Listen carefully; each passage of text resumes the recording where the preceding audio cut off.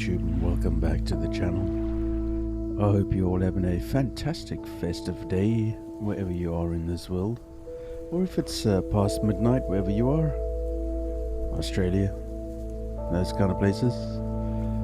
I hope you enjoyed Boxing Day, or the 26th, second Christmas, or whatever the hell they call it.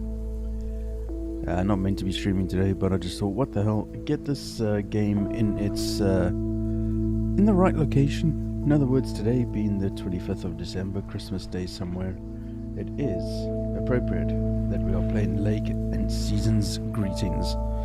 Perfect time to play it today, I think.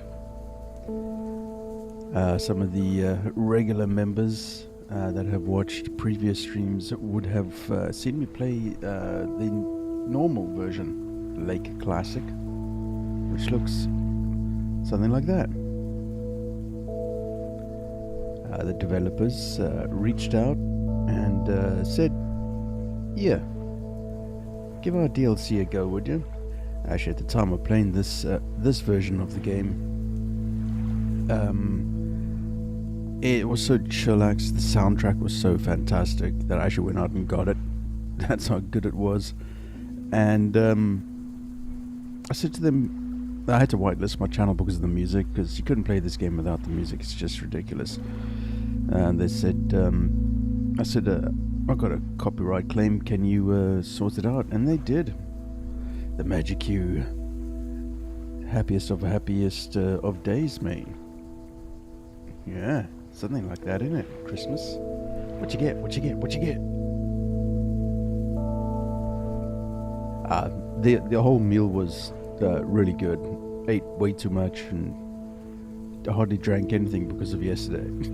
But it was good. But anyway, back to this this game. The original, this one, is on my channel as a playlist. You got to do a little bit of searching for it. I think you got to go back to 2021. Somewhere down, probably down near the beginning of when I started streaming.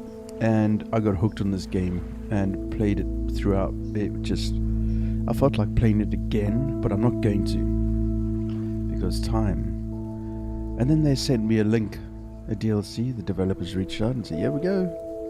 And I still said to them at the time, the developers, if you ever do another game or a whatever, and it's similar to this, please do let me know. And via Keymailer, they did. So I got my key via Keymailer. There was talk about having a set of keys to give away of the base game plus the DLC, but unfortunately I haven't heard from them again, nor from Keymailer with regards to the giveaway. So we're just going to play it just like this. So let's go. Let's just go through the audio quickly. How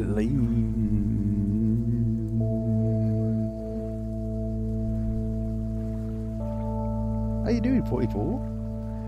And of course, happy holidays to you and you and yours and whatnot. Okay.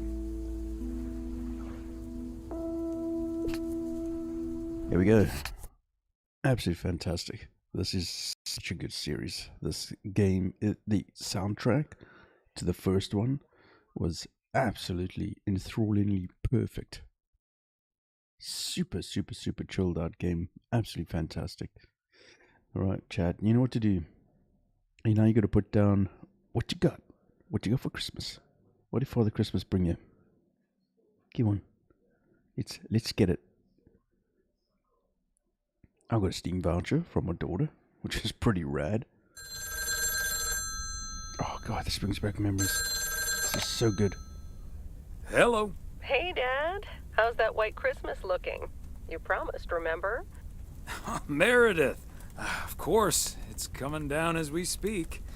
Wait till you see it. Great. I knew you wouldn't let me down. My plane lands Tuesday at 5:30. Perfect. How will you get here? Will someone pick you up? Obviously. I've got the best chauffeur around. His name starts with a T and ends with Amos Weiss.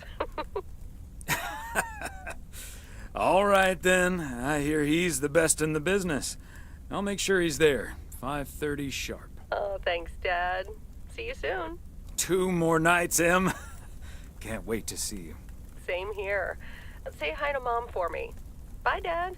Bye, Em. Have a safe trip.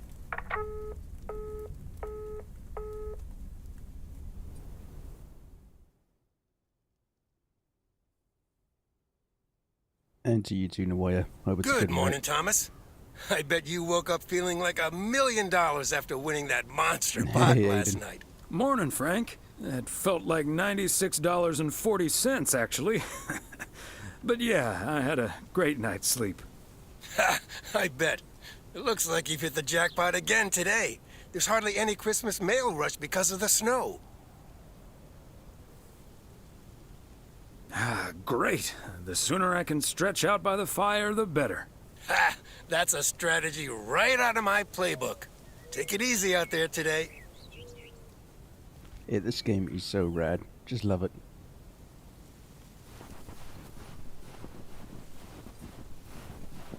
Providence Oaks, good morning. I guess I wasn't the only one that noticed all that white stuff lying around. I now have enough PO positive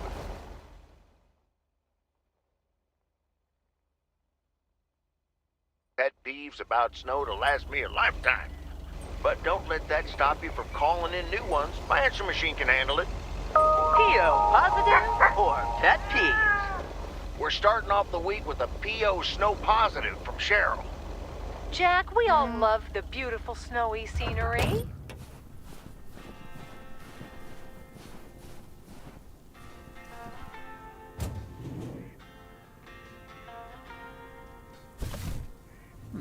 Christmas gift? Here's hoping. Wait, this isn't the right package, is it?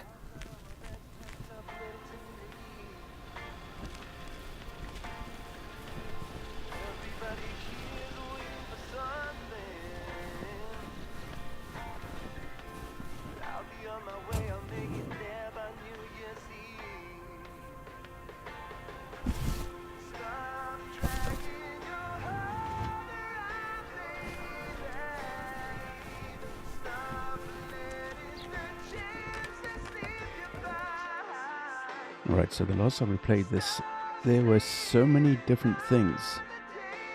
Little video books and titles of books and videos, and so funny. Like the posters and stuff were different. You got to kind of walk around and check it out. Hey, Beth. How are you on this fine day? Thomas, hi. Business as usual. No, I'm just joking. The situation is not that dire.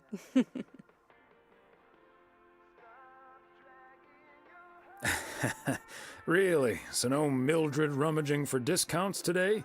Well, I'll tell you, she was actually in here just now. I sold her a beautiful 1986 calendar that had kittens wearing mittens on the front. I kid you not. I wasn't even aware that was part of my inventory. Besides Mildred, there's been an odd customer or two today, and would you believe, one of them was even looking for a full set of encyclopedias. Who even reads those?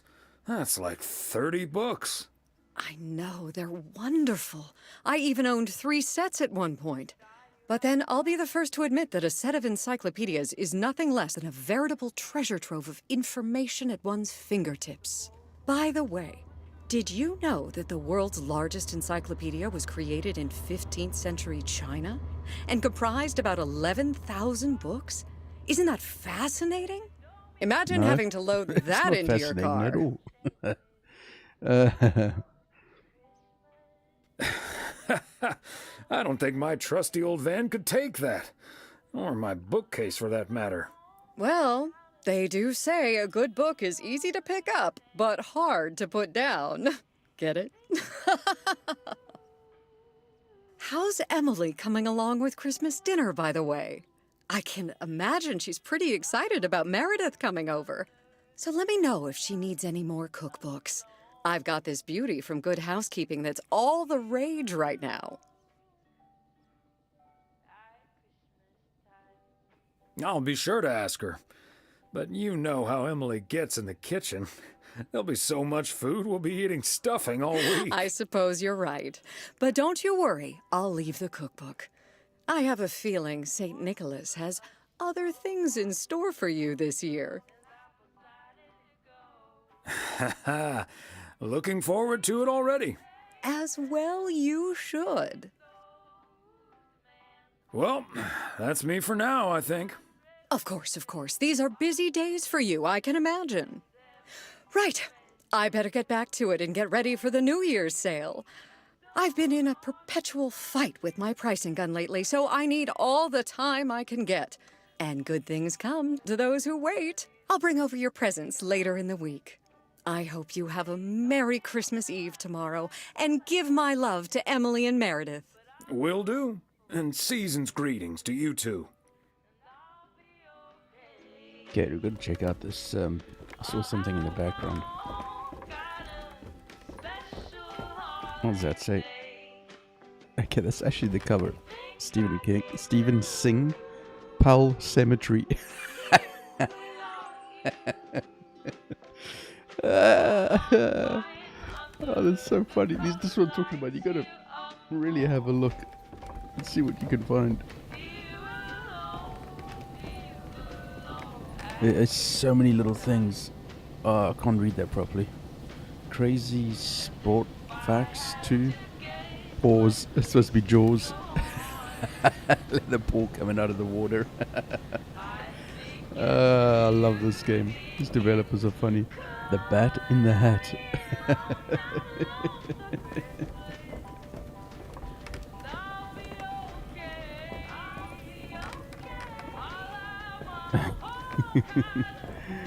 Crazy sports fact 2. Even more crazy sport facts. Oh, there's so much bloody funny stuff here. It's so funny. I think the last one was a video store, and boy did we have fun going through some of the titles. Absolutely brilliant. Oops, parked on the wrong side. Yeah, I'm not surprised. Sorry, folks.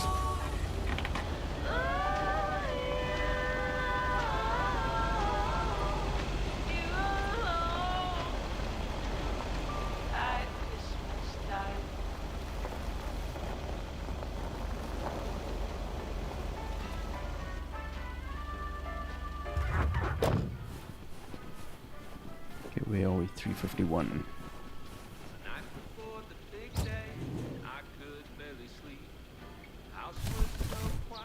Okay, let's get this to its destination. Oh, here we go. VHS and Betamax. There we go. This is it. Oh, they still got it. That's brilliant. The Flick Shack. Look. The Hound of Music. Ghost Slashers. Brilliant. What does it say? Gremlins?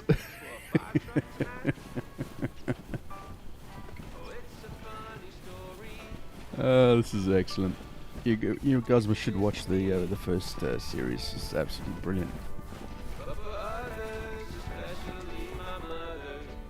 Hello, Angie. Long time no see. One package for you today. Thanks, Thomas. How's Emily?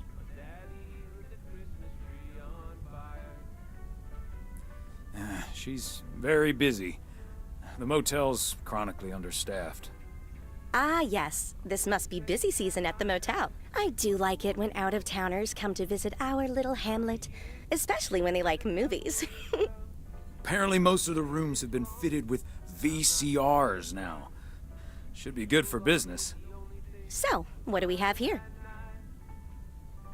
Oh, right. You okay there, Angie? It's just some things from LA. Toiletries, stuff like that.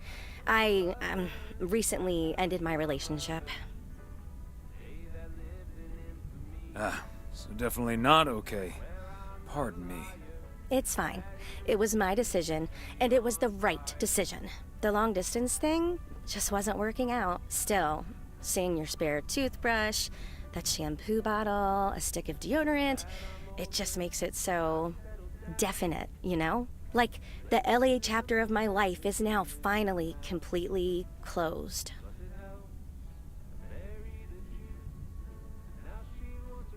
Breaking up right before Christmas Eve must be extra tough. Yeah, that does add to the melancholy. Timing isn't exactly my strong suit, I guess. Well, I'll leave you alone with your thoughts. And your spare toothbrush. Merry Christmas, Angie. Merry Christmas, Thomas. My toothbrush and I bid you adieu. Post-traumatic Christmas tree fire stress Well, disorder. let's go check out some of these titles. It's worthwhile. Oh, it's that's the National Lampoon's Holiday. The Glue Lagoon. Check how stuck together they are. Oh, what is the Flashdance movie? Hey, Restless, how you doing, dude? Oh my god, a Christmas gory.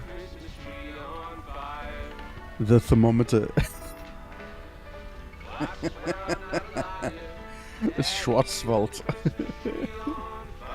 Oh my god, these are so funny. Wacky 2. The Odd Father. Meh man.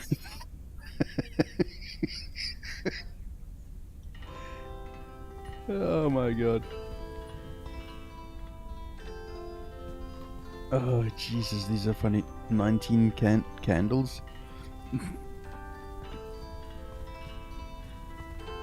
He remembers going into Blockbuster, and this is kind of like how the store used to look, but it was DVDs. I used to go to video stores, Beta and VHS. Jesus, I'm old. The Brunch Bunch instead of the Breakfast Club. I love it. Oh, I wish I could read that. Is there a way to focus? I thought there was. Okay, 400 Lake is next.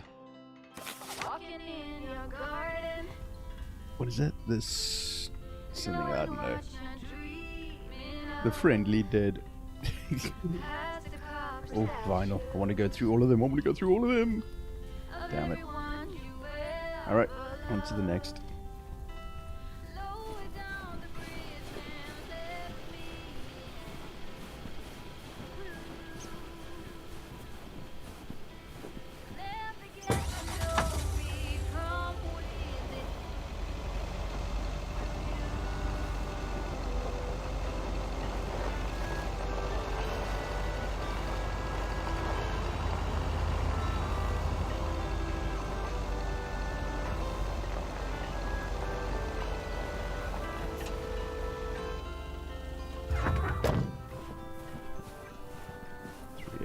Jackson. Okay. Okay, so then it's just a standard regular.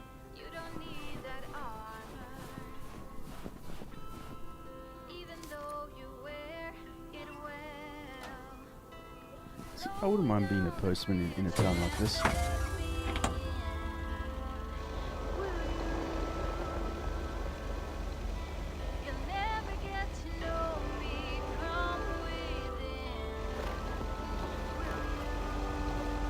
By the way, the Lake soundtrack, original Lake soundtrack, is available on Spotify. Highly recommend you get it. It's brilliant music. Watch the series, the gaming series here first. Oops.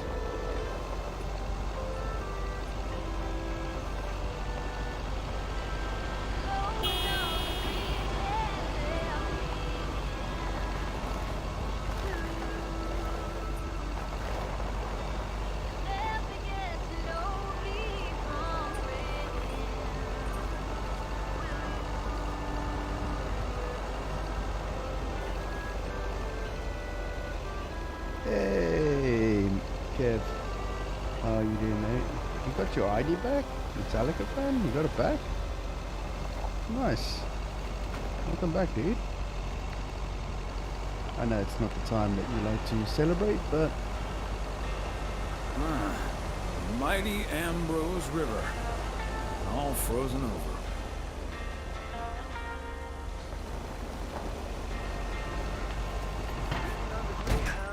Oopsie. Chat traction.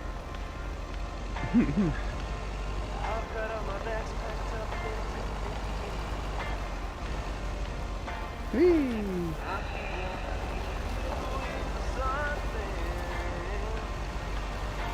So as you go around developing delivery, you get Walnut Drive is where Meredith's school friend Jesse used to live. I remember once Meredith came home from school after learning you about reveal walnuts. more about the story.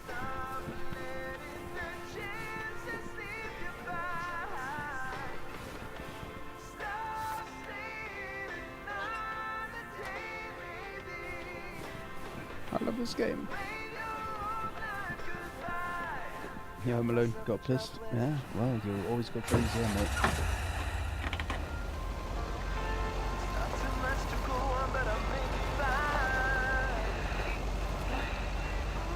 Walnut Drive is where Meredith's school friend Jesse used to live. I remember once Meredith came home from school after learning about walnuts. She asked us if they were named after the street.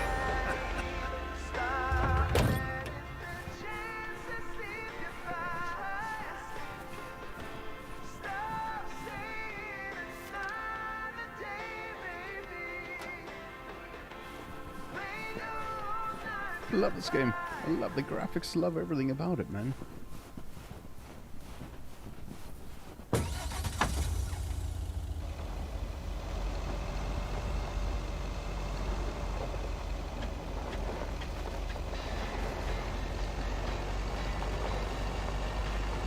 The petrol station. Brilliant. Love it.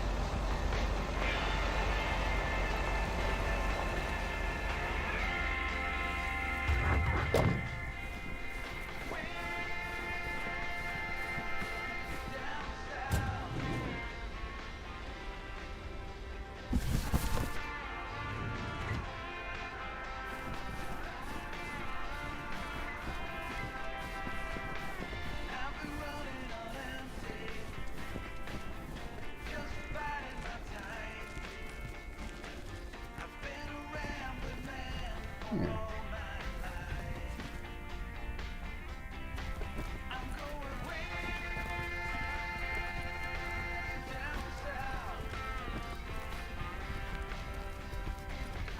Hi, Ben. Got a pretty hefty package here for you. Thanks, Thomas. I've been waiting for that one. Hi, Mr. W. Please, please, please tell me the mail truck needs a tune-up. Hey, Lori. Nope. I'm sorry to say the truck's running like a song. I'm very happy about that. But it's bad news for you. As you can see, Lori's taken a head start on working at the garage. Part-time, and only when she's finished her homework. Ah, are you sure there's nothing I can improve on the old, what do you call this thing again? Come to think of it, maybe there is. The horn's been making this sad little sound lately. It could use a little more oomph. The horn, eh? I'm on it. That was easy peasy, lemon squeezy, Mr. W. Diaphragm had gotten a little dusty, but it's all better now. The mail truck is honking like a big old goose again. Thanks, Lori. Come to think of it, I will be calling your truck the Goose from here on out. Big, white, wobbly, and with a honking great horn. Honk honk! The Goose has a nice ring to it. Or a nice honk, anyway. Well, gotta be getting back to my rounds. Happy holidays, you guys. Thanks, Thomas. You too. Oh, that's good to see you, Kev. Nice.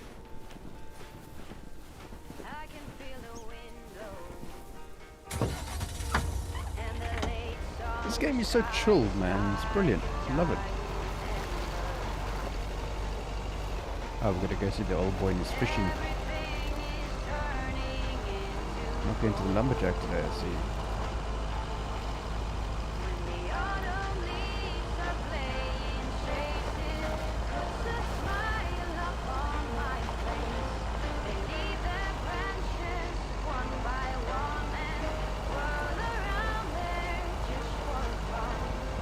Okay, Q. You're up first. What you get for Christmas? The honking goose. That's it.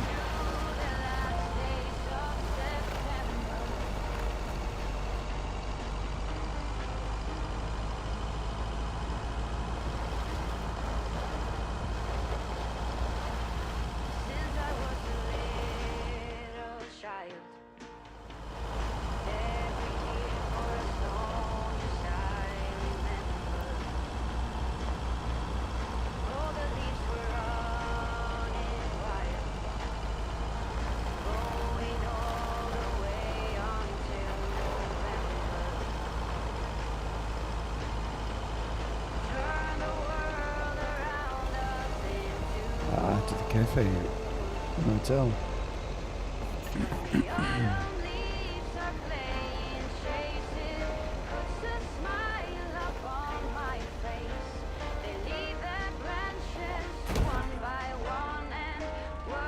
that what you got? That's right, folks. Tomorrow I will be starting my Valheim series once again. The parcel, Thomas. Don't forget the parcel. Forgot it was a parcel. So yeah, we're starting Valheim tomorrow. Starting from scratch once again on Q's server. Part and parcel. Ancient Cities game. Ancient Cities. Got a multiplayer game too.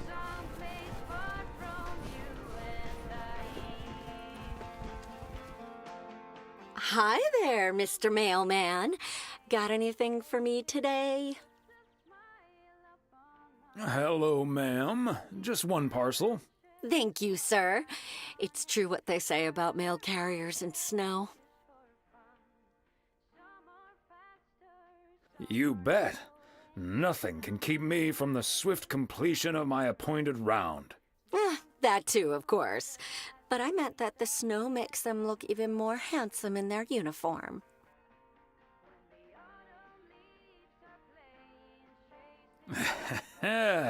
Why, thank you, ma'am. That's a nice way to start the week. Oh, I better get this, honey. I'll see you tonight. Oregon Trail Motel. How may I help you?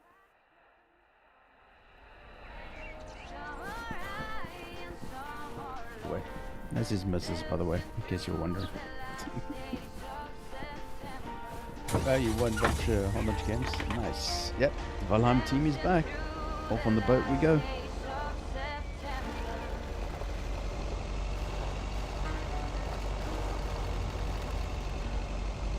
Well, thank you so much, Darlene. Let's go the long way around. Thank you, Darlene. A whole lot of Darlene's toes to be sucked there. Plenty boat rides. How fast can we go? Span her down. Or, as Frank says it, a span, span, span, span, span a dam. It never gets old. Alright. Back to the post office.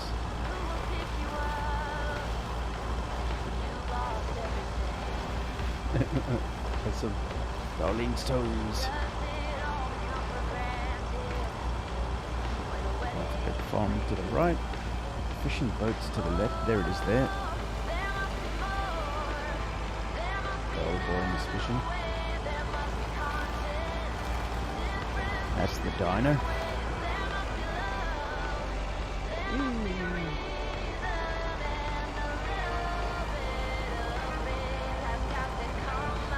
Alrighty, Aiden, you're up. What did Father Twitmus give you?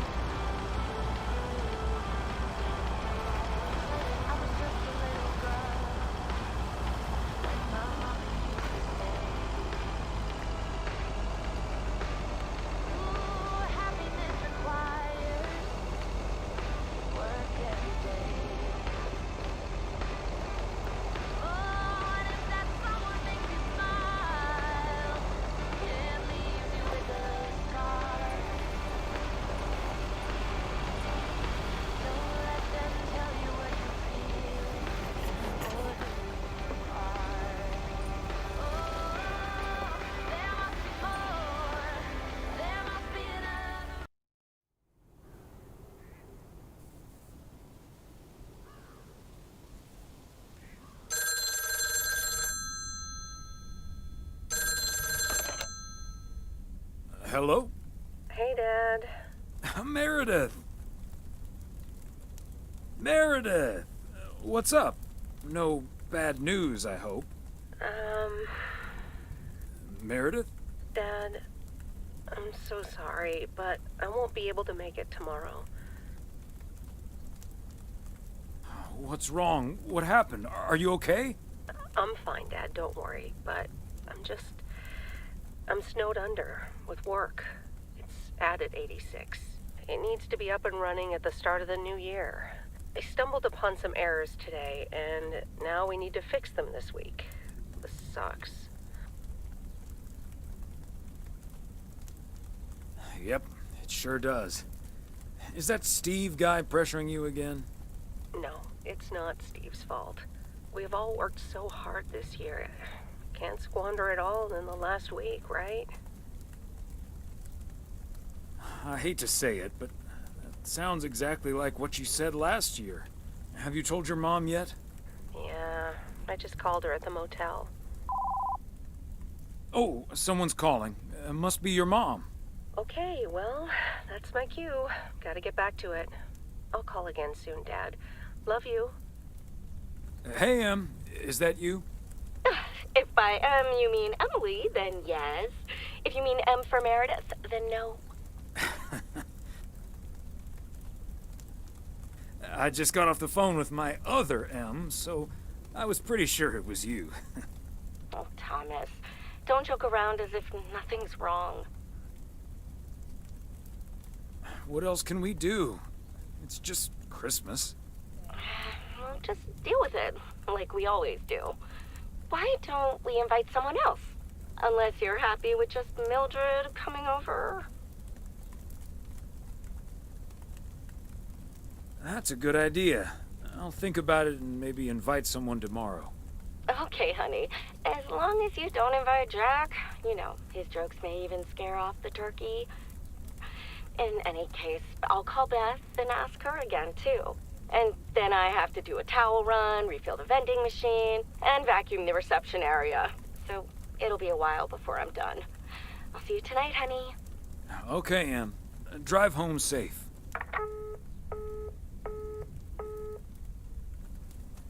Some smellies and some Hot Wheel cars. Nice.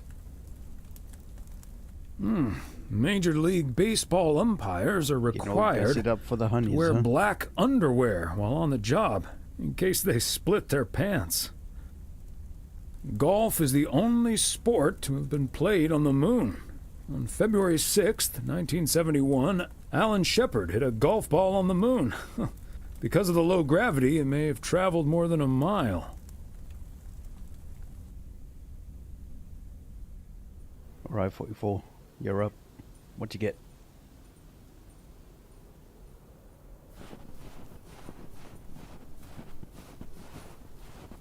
Morning, P.O. It's time for a different take on the snowfall.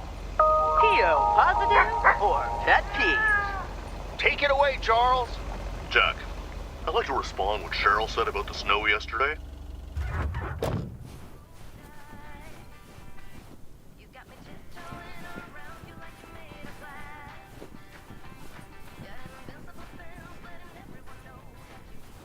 My mind must be on Christmas break already. I forgot the package.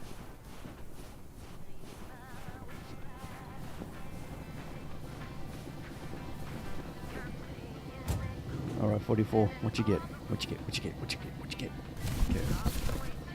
Okay. Must be this one.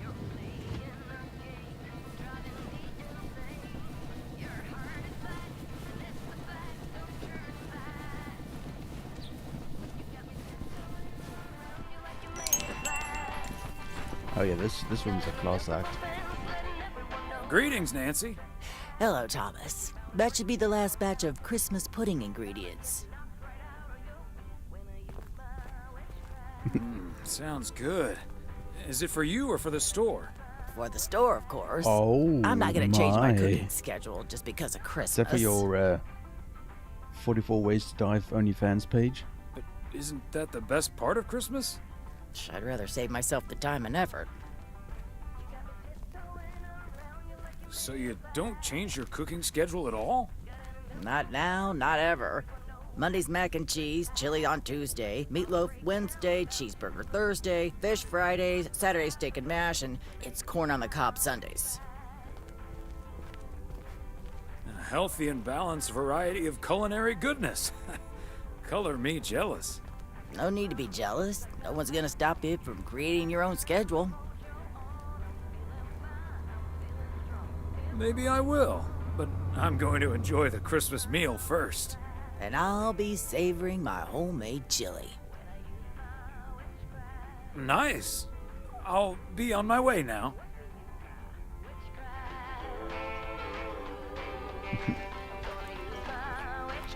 She's a Cossack, that one. Alright, looks like I'm holding up traffic here. God knows why. Anyway.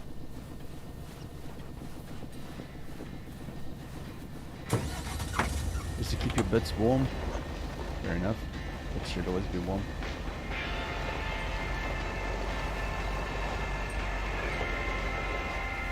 Nice one, Kev. Enjoy it, mate.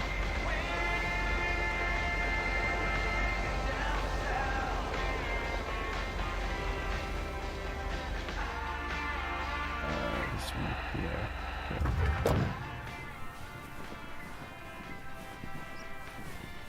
103 East 1st Street.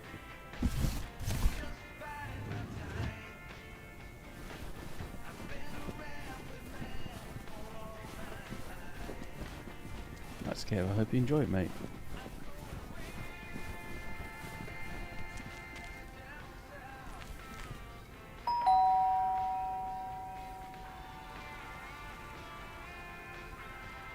Anyone? Hello? And yet another satisfied customer. That's funny.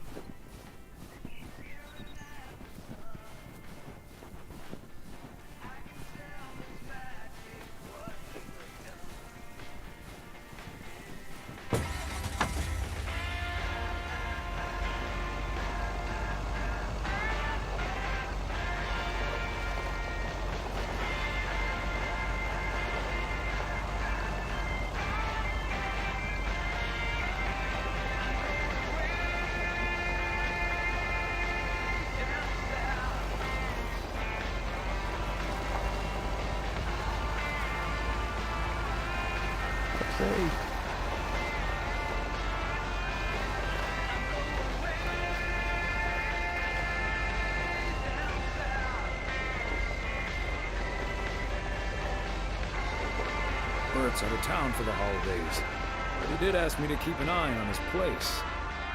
Seems to be in order.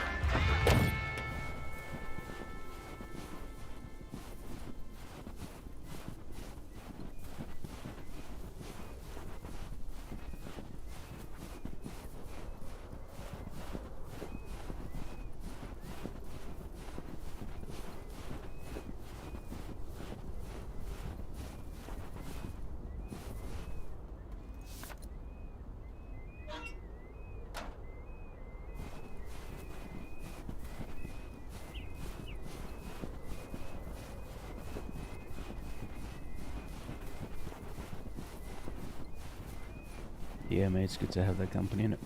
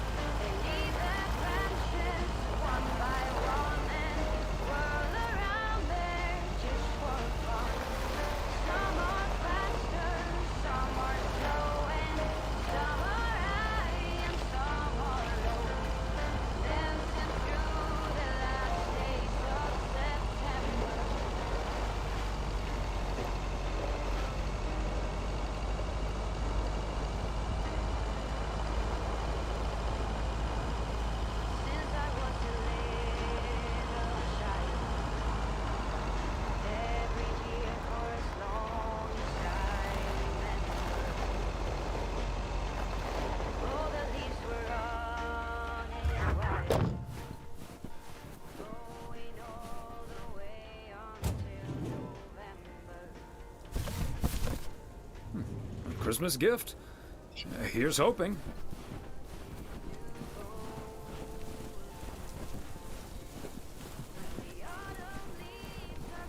Right, who's next? Kev, what you get yourself for Christmas, mate? Wow, a visit from the Poker King. I humbly thank you for the honor.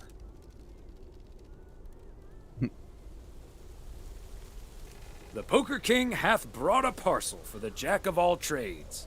Ooh, boy, Frank came through once again. Ah, package from Frank, huh?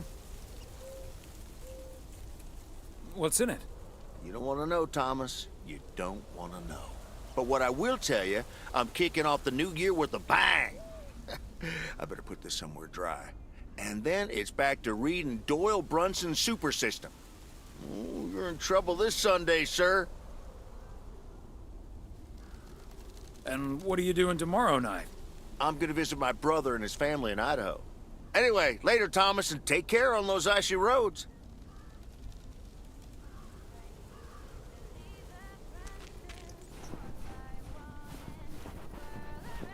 Alrighty, back on the road.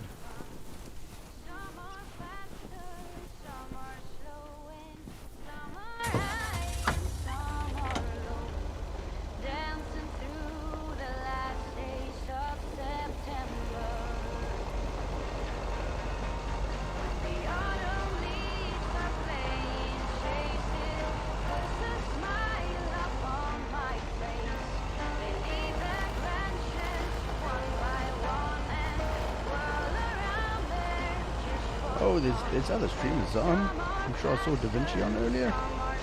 Whoopsie. Chat traction.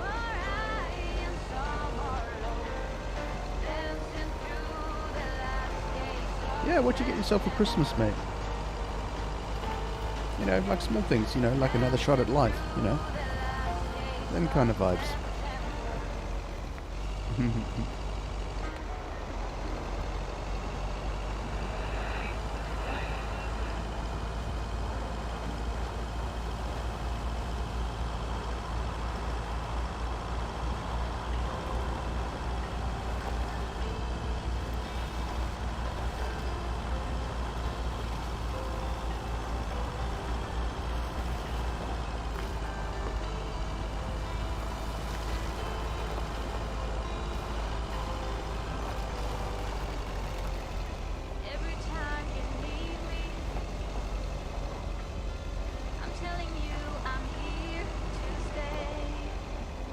Some naughties. Nothing wrong with that. Naughties are nice. You've got to have some naughties in your life.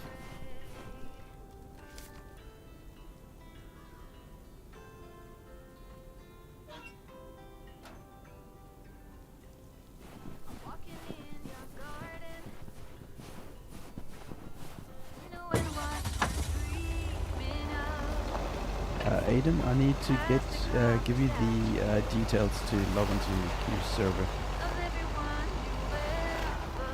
before I forget.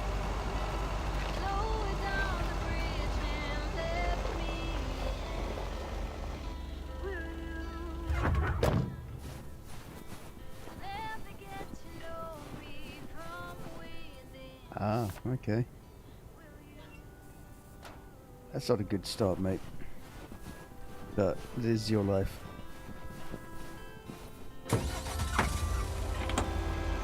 I don't approve, but who am I to say what you can and can't do with your life?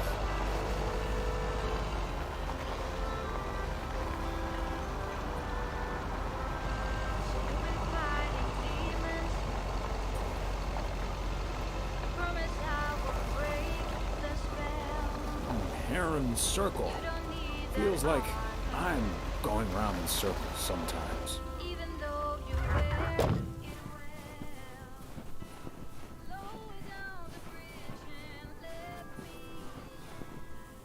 It's not that one. It's got to be that one there.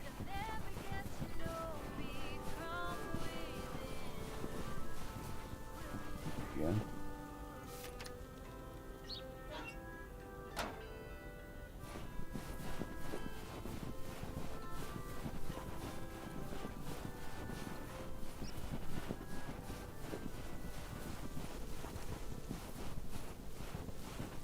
fancy handwriting on this one.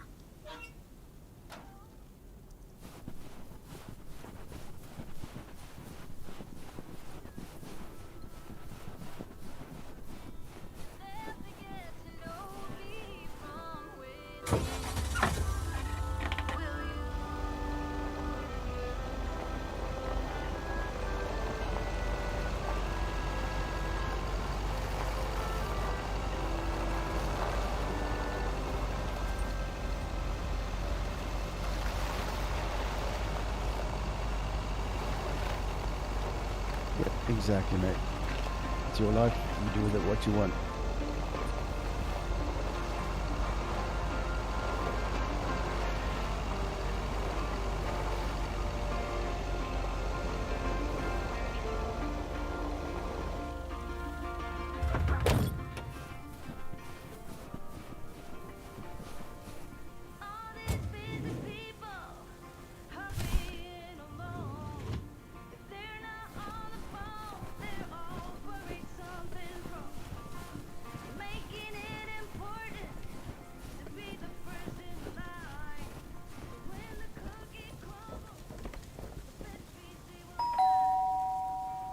Oh, good day, Kay. Hi, Thomas. I've got a parcel for you. Thanks. I'm sure Santa will be happy this arrived just in time. Anything I can do to help the old man out. How are things with the family? Good. Good. Really looking forward to the holidays. I've been making Grace this great big space station out of ply. It's coming together really nicely. And Barry is getting Max a second-hand guitar as we speak. Oh, that sounds great. I'm sure they can't wait for Christmas. Neither can I. What about you and Emily? Got anything special planned for the coming days? You know, just dinner with the family. And Mildred. She joined us last year. Watch out with the eggnog is all I can say. Ah, good tip. I best get some more just in case. And maybe some antacid. Well, I'd best get on. I have to check on the oven. Or Santa will have to eat charcoal when he stops by tonight. All right, best get back to it myself. Give our love to Barry and the kids. And Santa, if you happen to see him. Will do. You and Emily have a great Christmas too, okay? She was a big part of the previous story. I highly encourage you to go watch the that one on here.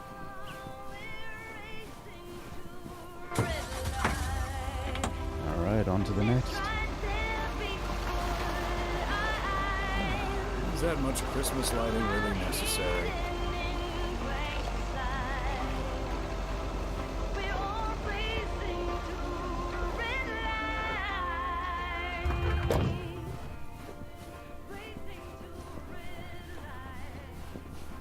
All right, Christmas break, here I come. Hey, finished work, yay!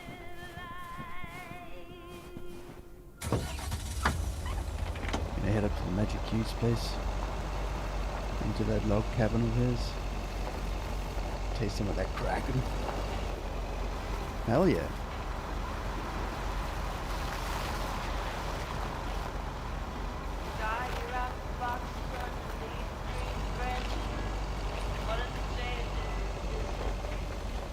Well, what in the hell is going on here?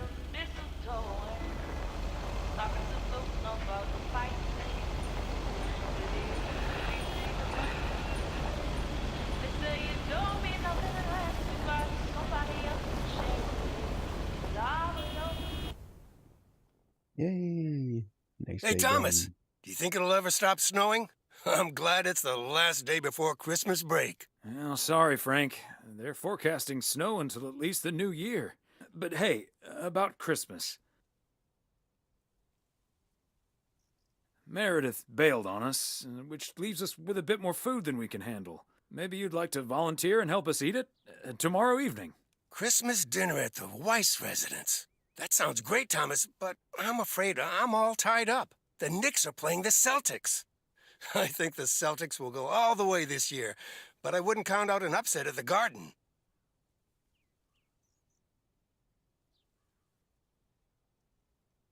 I'm not gonna give you betting advice, Frank. I'm gonna have to sleep on it, but you know I can't pass up a juicy bet. Hey, Thomas, before you go home, I need a favor. Can you help me with that guy over there?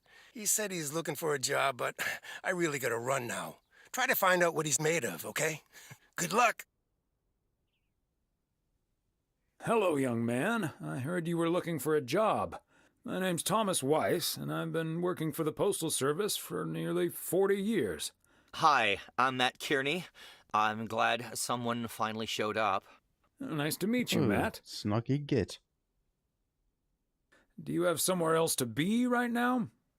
Not right now, but I don't have all day. Well, sort of then. Well, I won't hold you up then. Excuse me? Yes, you are excused. Good luck finding a proper job, Matt. Do you even know what you're doing right now? I'm sorry, Matt. I just don't think this will work out. And I just don't think you know what you're talking about. But, oh well, bye. Well, jeez, what kind of fella's that? Blimey. What a muppet.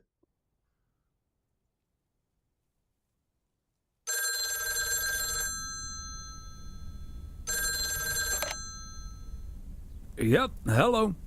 Hey, honey, it's me. Finally found time to call. Having such a busy day. Did you invite anyone else over for tomorrow? Yes, I did, but no takers. So it's just you, me, and Mildred. Or is Beth coming as well? Yeah, Beth is coming. So happy I could finally change her mind. Nice work. It also means a little less Mildred. Oh, Thomas Weiss. No, this is not funny. Mildred is a sweetheart. And you better wear the Christmas sweater she knitted for you last year. I love Christmas sweaters, so don't worry about it. Great. So I won't be the only one looking stupid. Oh, by the way, I've got great news. We finally found someone to take some shifts off my hands. That's fantastic. No more 60-hour work weeks. I also had a job interview today. I wasn't at the interview, but I was introduced to him after he was hired. Did he wear glasses? Yes, he did. Did he have curly hair? Yeah. Are we playing Guess Who? His name is Matt. Matt Kearney. He said he's going to completely overhaul our computer system. That's the guy I interviewed this afternoon. Really? Did you like him? He made my blood boil. That kid's a piece of work. Yikes. But it doesn't matter. He'll be taking the load off my shoulders. And I won't be working alongside him anyway. You'll probably see him more often than I will.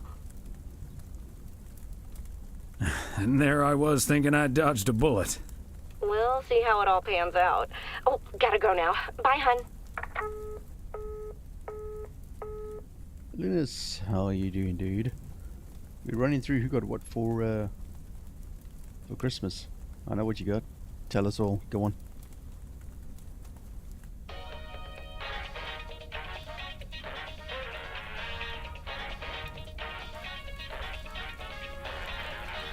Guten Tag. I'm Klaus Kartoffelknoodle. You must be Jimmy, my new partner. We will be the best team in the district. Where is the cop car? Let's catch some crooks. You don't like to talk much, Jimmy? I need a friggin' coffee. Yeah, coffee and your real donut. I love it. Is that what you got for Christmas? A hangover? Join the club, mate. I couldn't even finish off my my flippin' champagne this afternoon, let alone the red wine. Weiss residents, good morning. Hey, Dad. It's me. Hey there, Em. Merry Death Christmas. I was hoping to hear one of your special holiday puns. Merry Christmas to you, too. I wish I was in PO right now. Careful what you wish for. This white Christmas is also a very cold Christmas. Wish I were building a snowman instead of at it. Fine mess I got myself into, huh? Do you want my 2 cents, or shall I just listen?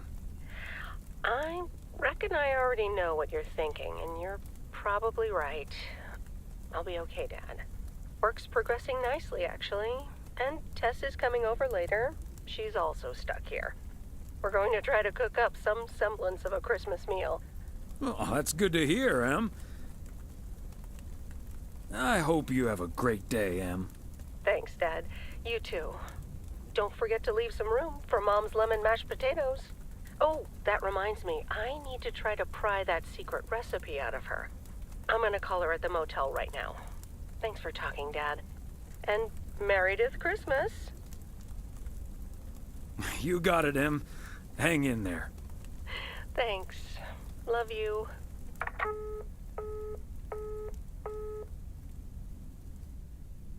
So Q got the Valheim server and Ancient Cities game, Mildred, you shouldn't have. We already have the most beautiful pair of Christmas sweaters in the world. And now we have 2 sweaters each. You must have put so much work into them. Oh, please don't mention it, dearie. Knitting sweaters can be quite straining, but knowing how happy they make you always makes up for it. Well, we're so grateful. Right, Thomas?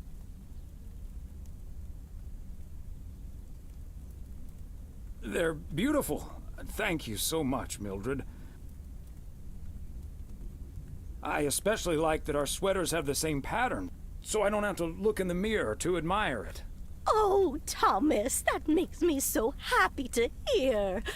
I can't wait to start working on next year's designs. I've also made sweaters for Frank and Jack and Robert and Bert, but they all say that wool gives them an allergic reaction. Isn't that a coincidence? Beth, I hope you aren't allergic to wool.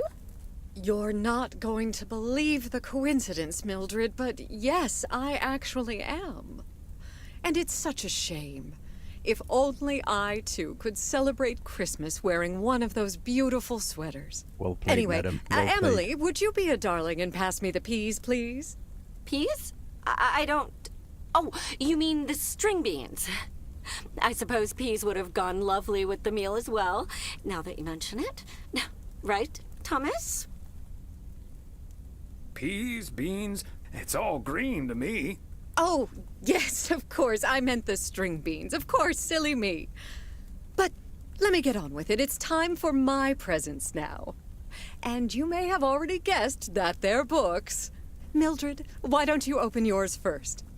Well, I'm not really one for presents, but I appreciate the gesture. Let's see now. The Cat's Pajamas. I've never heard of it, but it has a nice title, I suppose. It's an encyclopedia about cats. A Whiskerpedia, if you will. Someone drew my attention to it, and I immediately thought of you. Oh, well, isn't that lovely? Such a heartfelt gift. Isn't it, Thomas? Maybe you can start knitting your cats some pajamas now. Well, they do like balls of yarn. Thank you, Beth. It was my pleasure, Mildred. And now for Emily's gift. Oh, why, thank you, Beth. I do always appreciate your taste in books, so I'm looking forward to the Countess and the Carpenter. Ah, would you look at that? Is this a romance novel? I've never really read one of those. Right in one guess, Emily. I hear the writer Summers here, so this book is locally sourced, so to speak. And, dare I say it, the prose is quite compelling in the romance department, if you catch my drift. I think I do. Giggity, But you are giggity. something else. Is it a bit saucy Thank book? you. I This will guess certainly it's get a nice 80s spot on our porn, maybe? bookcase. Ah, good to know the romance department is in our bookcase now, so I'll know where to find it. Well, I'm looking forward to reading it already. Thank you so much, dear Beth. You're welcome, Emily. I'm sure you'll love it. Okay, Thomas, it's your turn now. Let's see. Crazy sports facts 2. Even more crazy sports facts. Whew, boy, I love this stuff. I'm actually reading part 1 at the moment, so I can tuck into this straight after. Thanks, Beth. You're welcome, Thomas. And you're right, there's some fascinating tidbits in part 1 as well. Even if one no longer actively plays sports, it's at least fun to read about it, right? Hey now, kids playing basketball still regret it when they challenge the mailman for a game of horse. Well, there's no shame in admitting that you're not getting any younger, Thomas. In fact, none of us are exactly spring chickens anymore. Things like your arthritis can't magically be wished away by positive thinking. Who's up for some blueberry pie? Speaking of blueberries, my bridge partner Edna's niece discovered this mole last week. Hold that thought, Mildred. I really need to take this. Hello? Hi there. Could you put me through to Meredith Weiss, please? Excuse me, who is this? Oh, it's Steve. Steve Mitchell from work. Is Meredith there? You're talking to her father in Oregon. She's at home, celebrating Christmas. Wait, what? Christmas? Oh my gosh. I'm sorry to bother you. Is it Christmas already? Gosh, I totally missed that. I've been pulling a couple of all-nighters. I'm gonna splash some water on my face. Sorry again, Mr. Weiss. Enjoy your evening. Bye. Merry Christmas. Everything okay, honey? That silly boss from Meredith's work called for some reason or other. Never mind. Beth, you were saying? I wasn't actually, but I was looking for a way to say this, and now's as good a time as any, I suppose. My dear friends, I am leaving Providence Oaks. What? You're what? What's that, dear? Are you serious? Well, before we move on to the sad part, let me first tell you the good part. Ladies and gentlemen, I am going to be a grandmother. Oh, Beth, that is amazing. Well, I'll be. Whose mother? I mean... Congratulations. Yes, my son Daniel and his wife are expecting. Isn't that wonderful? But, and here's the proverbial kicker. You may remember that they moved to Savannah, Georgia a few years ago. So if you put 2 and 2 together... You're moving away to be with them. That's great, Beth. I'm so happy for you. That is marvelous, Beth. Congratulations. I wish you and your family all the happiness in the world. But I'll miss you something terrible. We all will. But we have to toast to the good news. Thomas, go pour us some brandy and I'll get the pie. Oh, Thomas, would you have any antacid? That eggnog is starting to stir up something indiscreet. You had me at brandy. Now, let's celebrate this wonderful evening, ladies. Here's to a lovely old Christmas spent with good friends. Hear, hear. Hear, hear. Yeah, Lunas. What the heck is this game? I'd imagine Lunas is probably not, yeah. Hey, Thomas. Not his Did you cup of see the tea game at last all. night? Morning, Frank. Nope, we had our Christmas dinner. But I have a feeling you're going to talk about it anyway. The Celtics were up by 25 in the third quarter, but they still lost the game in double overtime. So was it a big payday for you? One of the biggest of the year. And now the odds are dropping for Boston. I'm gonna bet on them to win it all this season. I'm not sure that's a good idea, Frank. Ha, Thomas. We'll see. Have a good one today. No, really, let's get out there. It's the Season's greetings, P.O. It's the second day of Christmas, and I don't have turtle doves or partridges in pear trees. But you know what I do have? P.O. positive or pet peeves?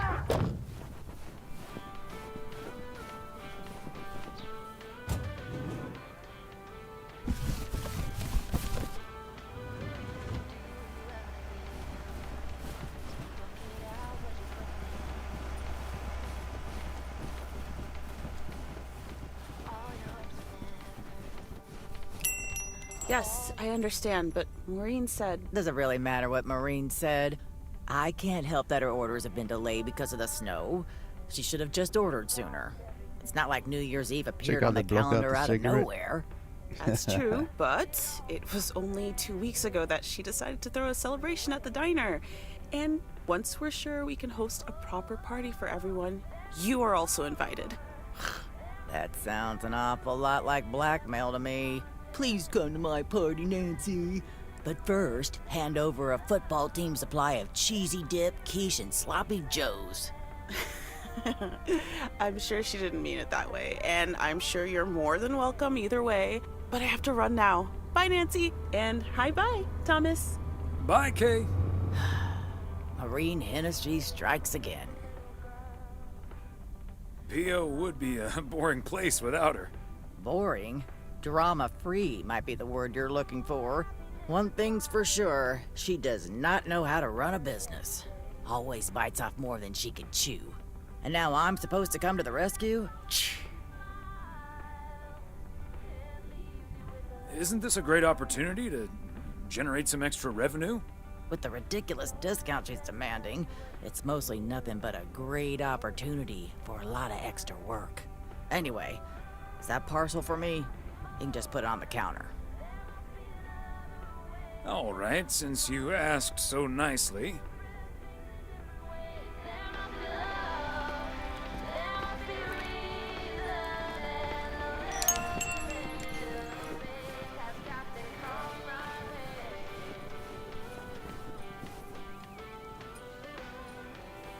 Isn't it awesome? Just look at it. Graphically, love this game.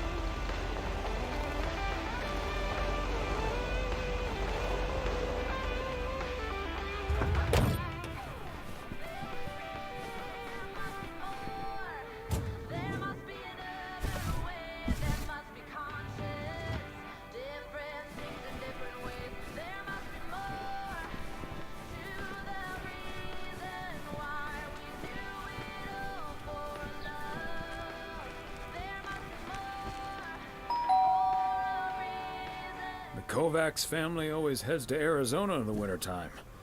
And who can blame them?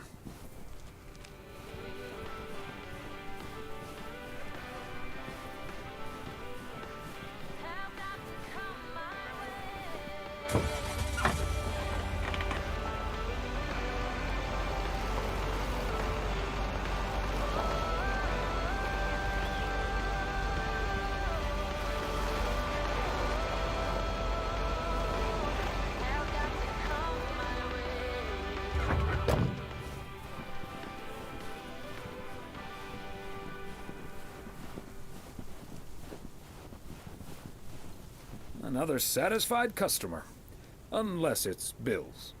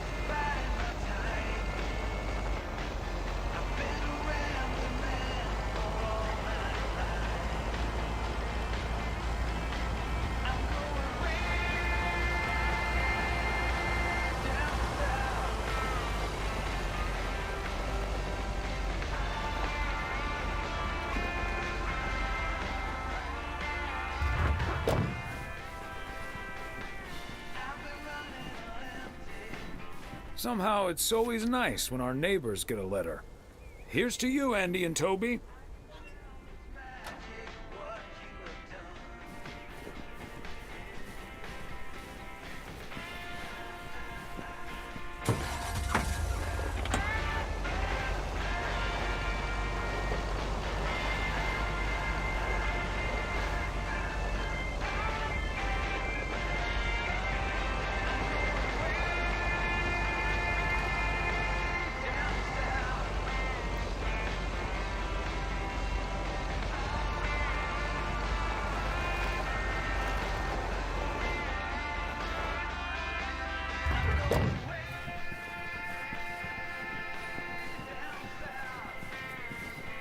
There we go.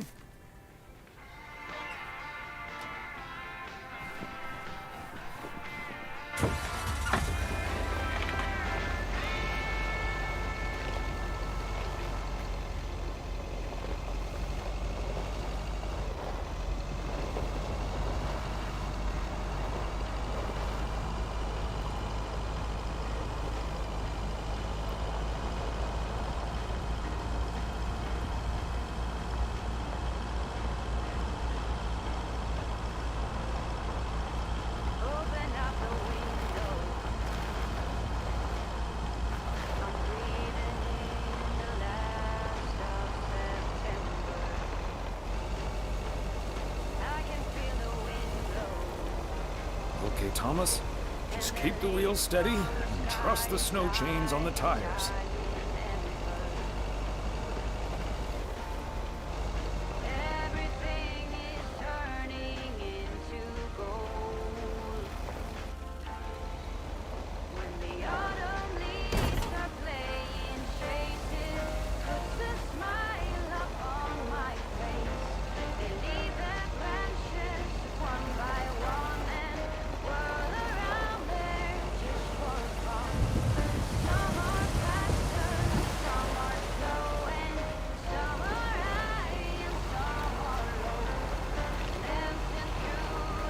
I'm reminded of our honeymoon to Niagara Falls all those many years ago.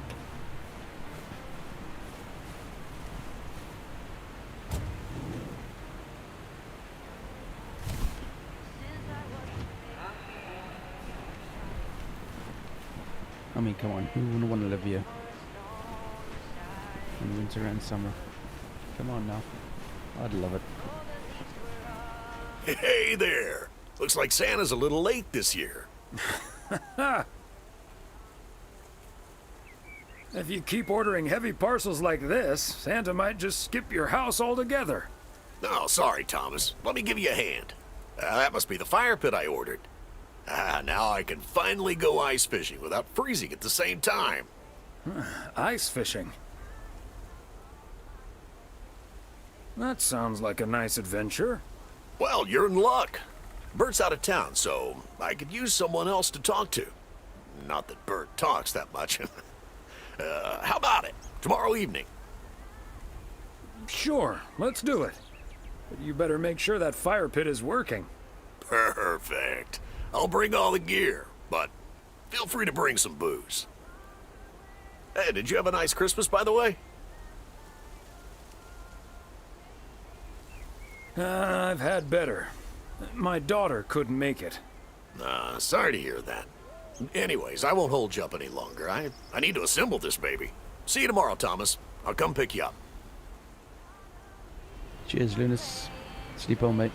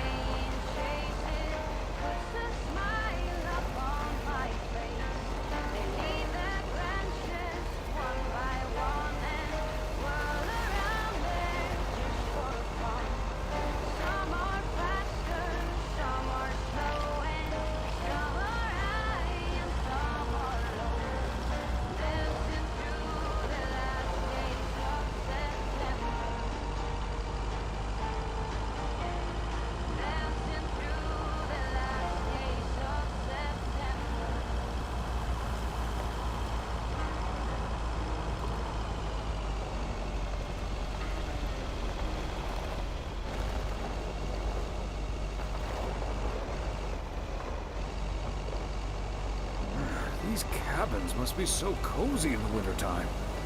Or cold. Probably freezing cold.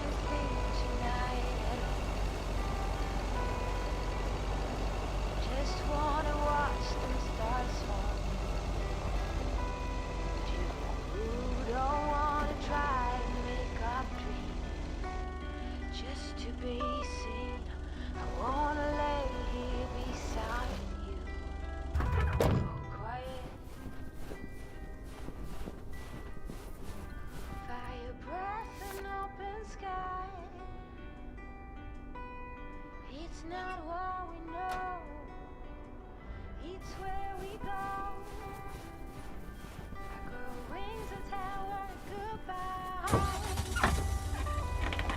it's not what we see, it's what we choose to be.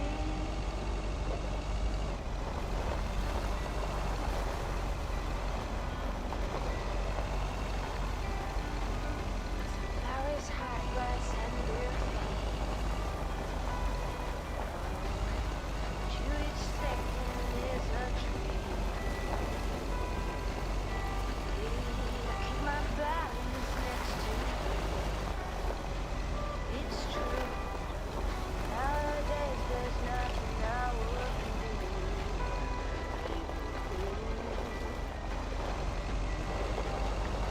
Fire breath and open sky. It's not what we know, it's where we go. I grow wings and tell her goodbye. It's not what we see, it's what we choose to be. Good beyond good, I've never been so ready.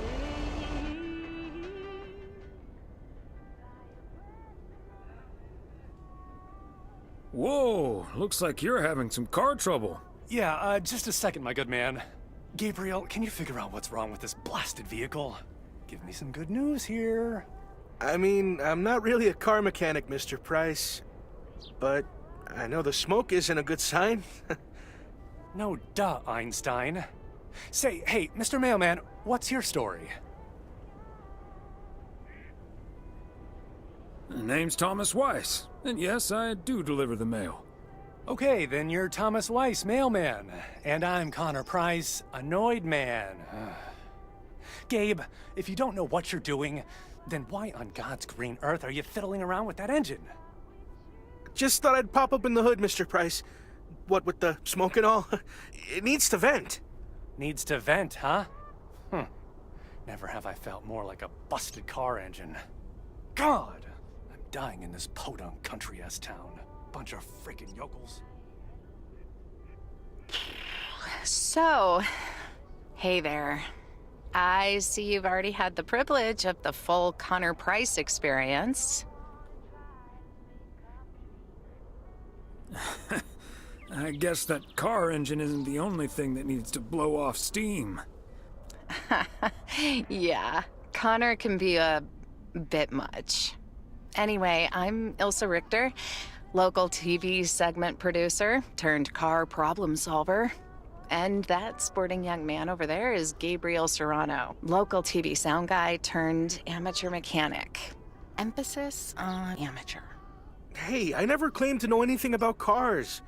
Just because I used to be a studio tech, Mr. Price put me on engine duty. Anyway, nice to meet you, sir. Nice to meet you. I'm Thomas Weiss. Local mail carrier turned local TV reporter's punching bag? Well, what I came to tell that local TV reporter turned mailbag puncher, I called a garage a couple miles down the road. They're on their way right now. That's great, Ilsa. You're an even better car problem solver than you are a segment producer. Flattery will get you everywhere, Gabe. That must be Ben Young. You're in capable hands. He'll have you fixed up in no time. God, I hope so. We need to get to Melville, and we're already way behind schedule. Hey, Mr. Mailman. Come in here for a second, please. Excuse me. Duty apparently calls. Happy travels. So, we meet again. Uh-huh. Hey, I'm new here. All of a sudden, I have to check in 3 people at once who want their own rooms. Separate but close to one another, all equipped with TV VCRs. And, well, long story short, I need to reach Emily Weiss, stat. I'm guessing the local post guy would know where to reach her. Sure. Her home number is 555 Go Take a Hike. Oh, thank you ever so much for nothing. God, where am I supposed to see whether room 2 has a VCR installed? I'll just leave the parcel here on the counter. Bye. They're already gone. Mighty fast towing there, Ben.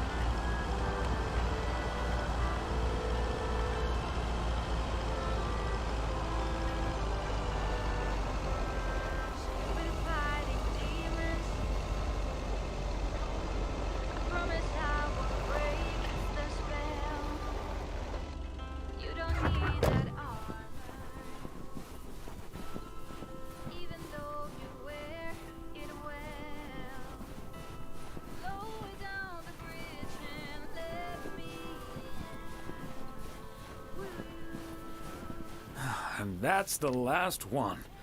Whew.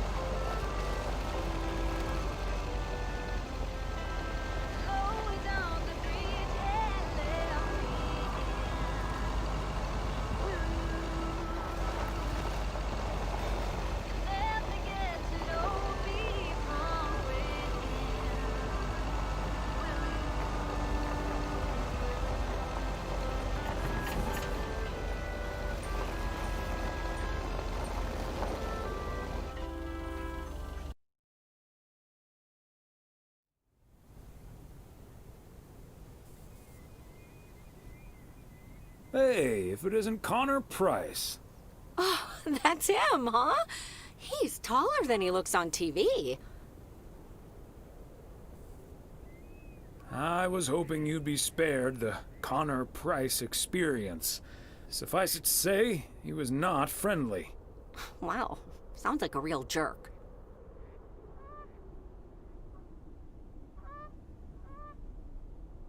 Hello, Mr. Price. Still fuming, I see. Well, hey there. Good to see you, man. Yeah, I guess smoking is a slightly healthier way to blow off steam. Especially since we've had a bit of change of plans. Oh, hi, ma'am. I don't think we've met. Connor Price, KNW6. Welcome to the Oregon Trail Motel, sir. Better get to work, honey. I'll see you tonight. Okay, what's up with her? Christmas hangover? You'll have to forgive my wife. She can be a bit protective of me. Protective of you? Oh, I see. You told her about our little kerfuffle earlier.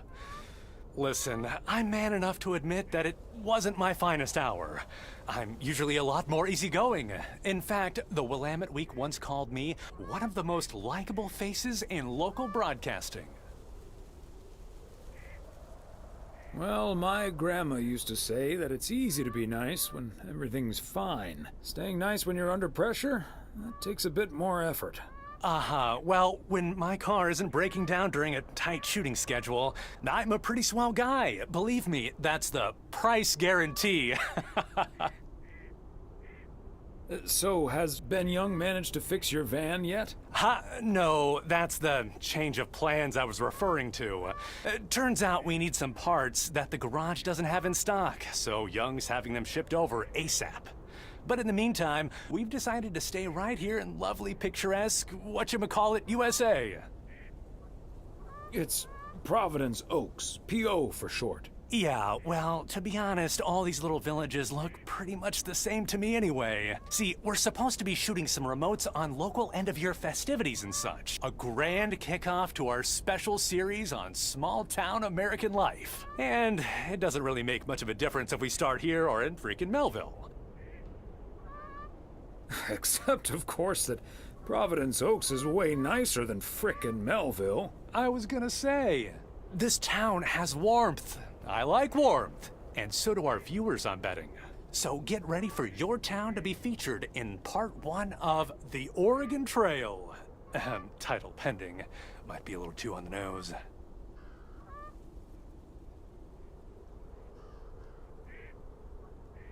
That is the same name as this motel.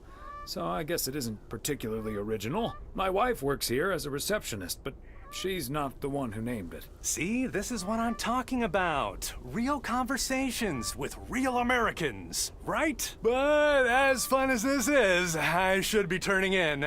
The 3 of us each got our own quaint little room. Mine's non-smoking, unfortunately. Still beats Gabriel's. His doesn't even have a TV. Can you believe it? Yes, I think I can. Anyway, great banter. See you around, my main mailman. Bye.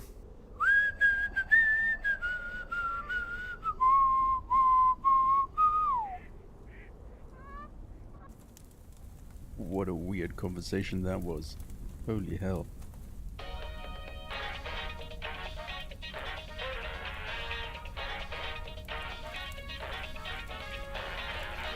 Attention everybody! There's a suspect situation at the drive-in. Sounds like a job from Fries and the Hamburger. Real funny, guys. Okay, Klaus, let's go check it out. Let's get ready to rumble.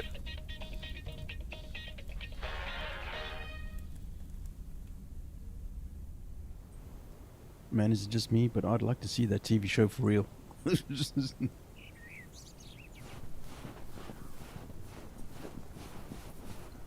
What a gloriously fine Friday it is out there, y'all. Want to hear a PO positive? You tuned into the right frequency. PO positive or pet peeves? Let's hear one from Mildred Meow Jenkins.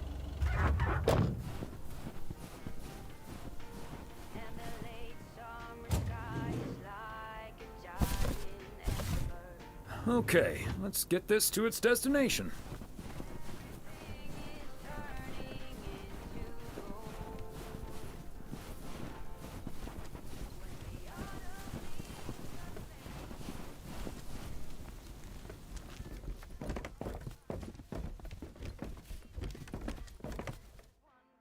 Hi, Beth. Got a delivery for you. Where do you want it? Oh, dear Thomas. I almost didn't see you come in there. I was lost in thought, I suppose. Please just put it on the counter, if you will. Thank you. And thank you again for a lovely Christmas dinner. I had a marvelous time with you all. We loved having you over, Beth, as always.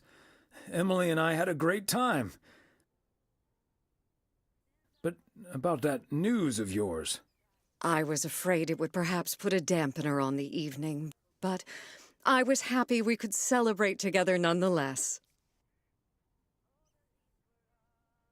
It was a bit unexpected, but I can understand why the grass is greener in the south for you right now. My reason for leaving is wonderful, for sure. I can only count myself fortunate, and I wouldn't miss a thing now that the little one is on the way. Oh, but I will miss you two.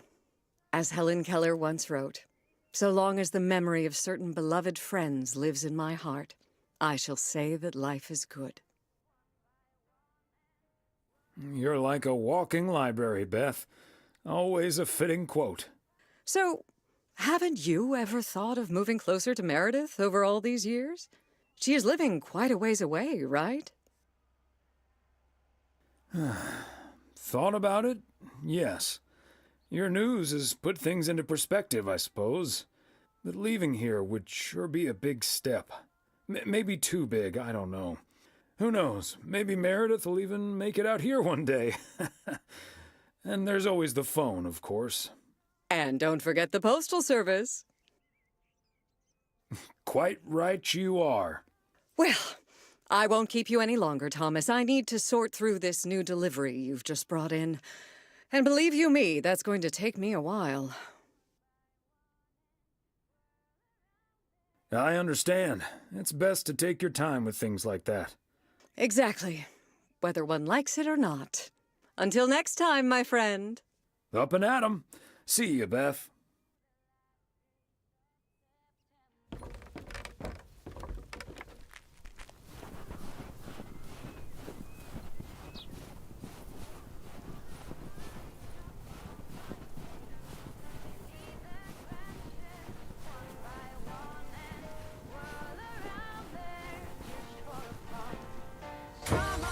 Nice, Kev. I hope you enjoy it, mate.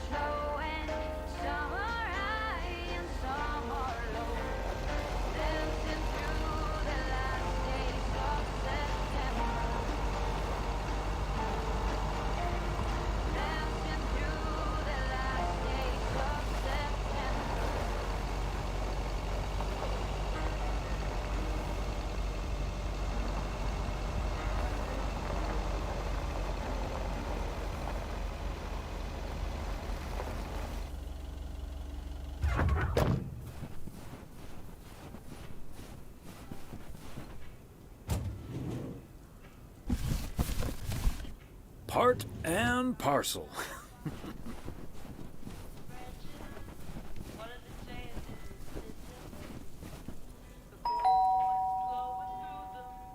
They must be out of town for the holidays.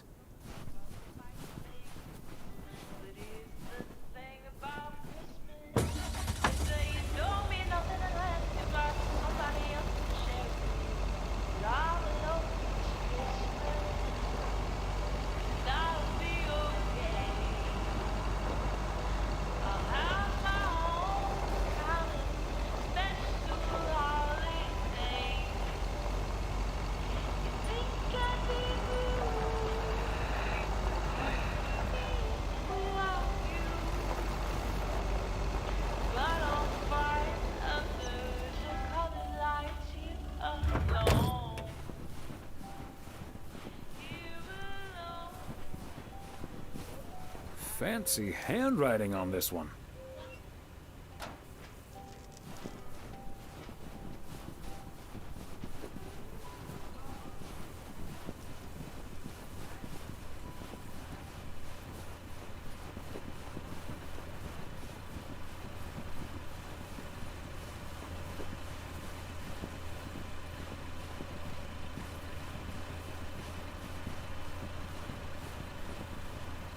Another satisfied customer. Unless it's Bill's.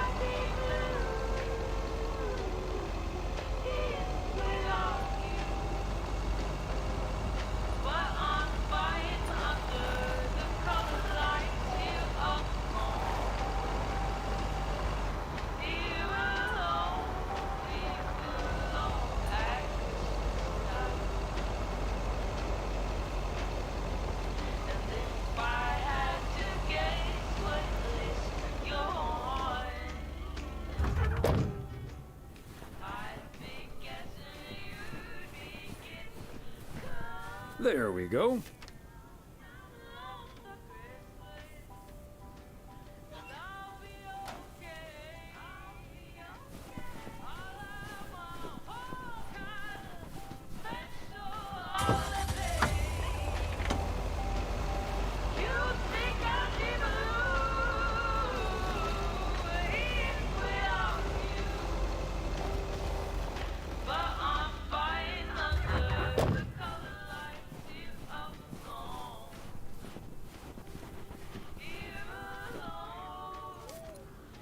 Hey, Gaming Chris. Merry Christmas, mate.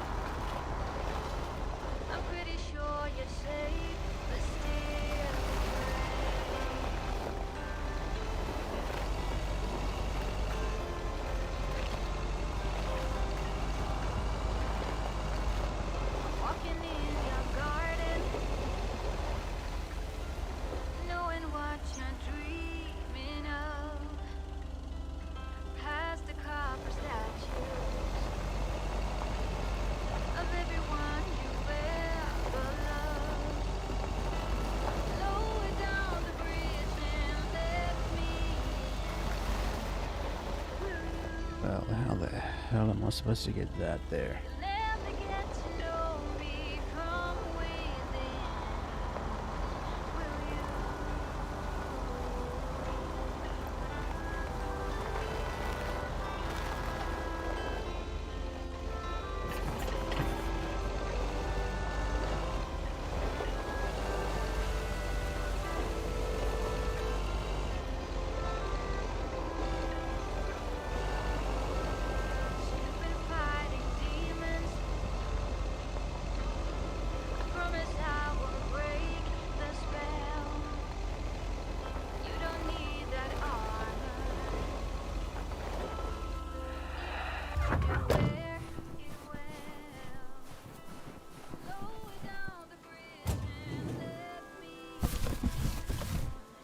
A belated Christmas gift? Maybe.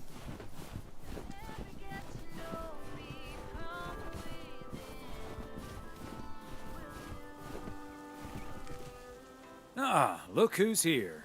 Hey, Thomas. Yeah, I needed to take care of some stuff. Hardly any customers at the post office anyway. I don't know, Frank. What if there's someone who needs to send something urgent? If it's really urgent, I'll drive it over to the distribution center myself. They know they can count on me. If you say so, Frank. It's none of my business. That big sucker you're carrying is for me, huh? Right on time. It's all coming together. Hey, Thomas, you can keep a little secret, right? Not if it gets me into trouble, Frank. Don't worry about it. It's not a big deal in any case. A buddy of mine was able to get his hands on some premium quality fireworks.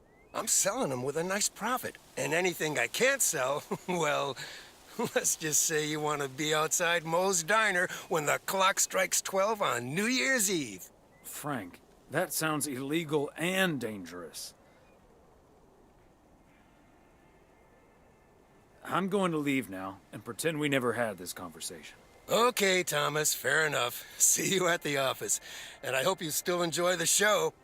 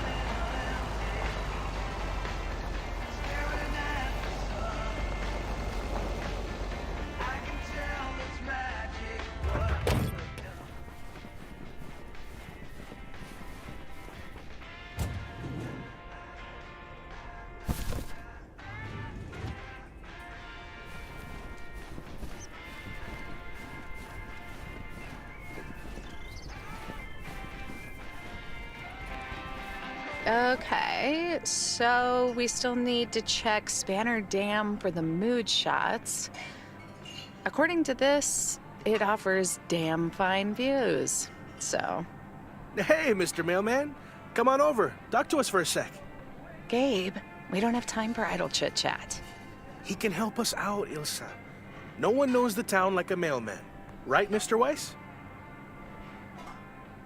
Hey, Mr. Serrano, Miss Richter. Please, call us Gabe and Ilsa. He can call you Gabe and Ilsa. I prefer Miss Segment Producer Extraordinaire. And you can call me PO's Premier Parcel Provider. Thomas, for short. Anyway, we're scouting out this beautiful town of yours for our report on small town America. It's great, but we could use the inside track. So, any secret spots we're bound to miss, but shouldn't? Well... the watchtower up at Eagle Peak. You can take in the view among the treetops. But make sure you watch out for those creaky steps. Oh, hey, Maureen. Now, here's your coffee, folks.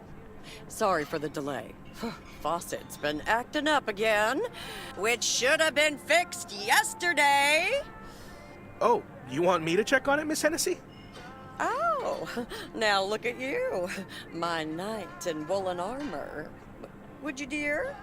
I can take a look. Well, isn't that nice of you? Back of the kitchen, honey. Ashley, someone who does know what he's doing is coming in. Show him where the busted faucet is. And stay out of his way. Ashley's a sweetheart, but when it comes to fixing things, that boy is all thumbs. See, this is what the segment should be. Interacting with the townsfolk, helping out. I love it. Does he actually know anything about faucets? Yeah, you're in good hands, Maureen. Gabriel may look and act like a naive little pup, but he can fix anything. Well, except for our van. But other than that... Oh, is that a fact? Well, in that case, I can think of a few more things he could fix around here, if you catch my drift.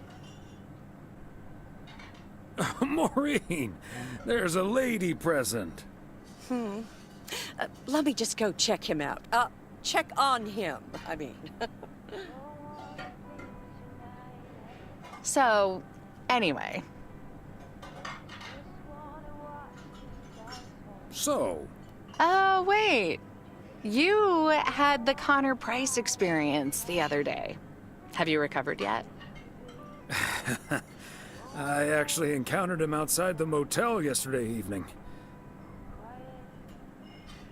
Still fuming, albeit literally, with a cigarette. Really? Oh, did he greet you with, "Good to see you, man"? Yes. How did you know? That's his go-to when he's forgotten your name. It's "Good to see you, man" for guys and "Hey, lady" for gals. Really? Wouldn't worry about it, though. He called me Lisa for the better part of a year. Connor's a lot. But I guess after this week, I can update my resume with not just segment producer and car problem solver, but also Connor Price wrangler. You know, you remind me of my daughter. Smart, tough, a little too hardworking. Oh? And does her cynical demeanor mask her deeply felt insecurities and profound loneliness, too? Kidding. Or am I?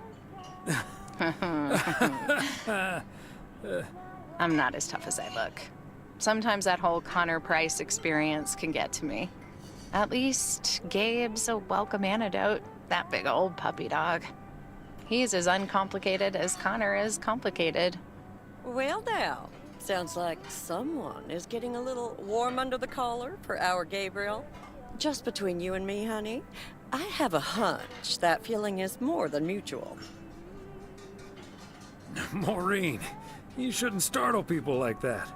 All I know is, I just spent 5 minutes with our knight in the kitchen, and during that time, he mentioned Ilsa about 12 times. Really? Well, Faucet's all better now, Mo. And we should be hitting the road right about now. Right. Thanks, Maureen. Nice talking to you, Thomas. Bye now, folks. Be sure to check in again soon, you hear?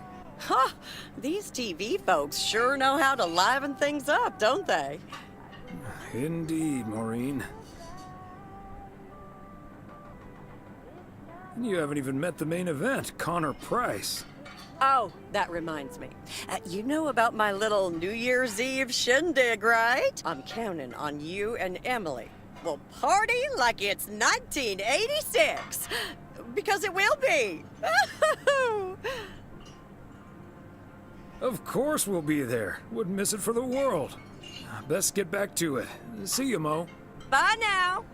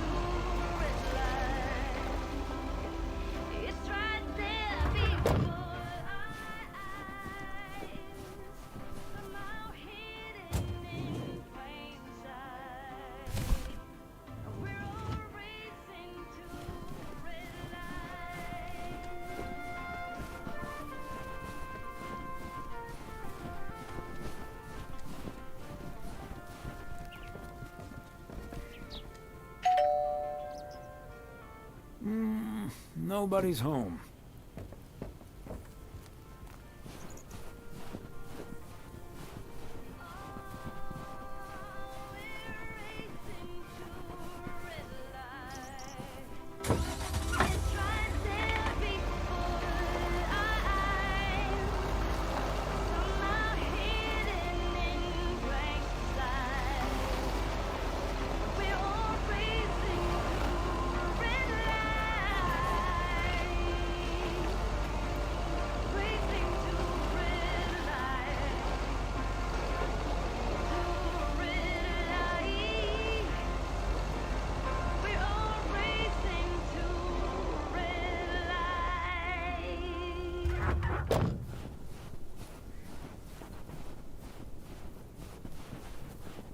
That's it for today. Back to the post office.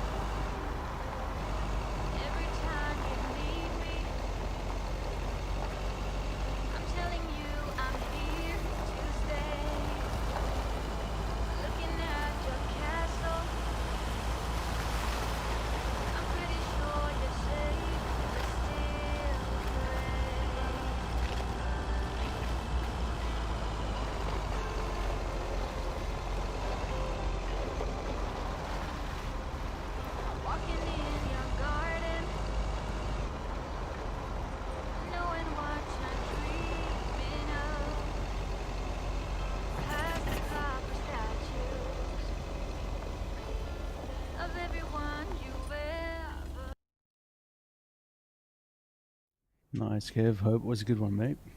Nothing better than getting some of that food in that summer, right? I'll get it. Hello? Very good evening. Am I talking to Mrs. Emily Weiss? Yes, sir, that would be me. Ah, fantastic.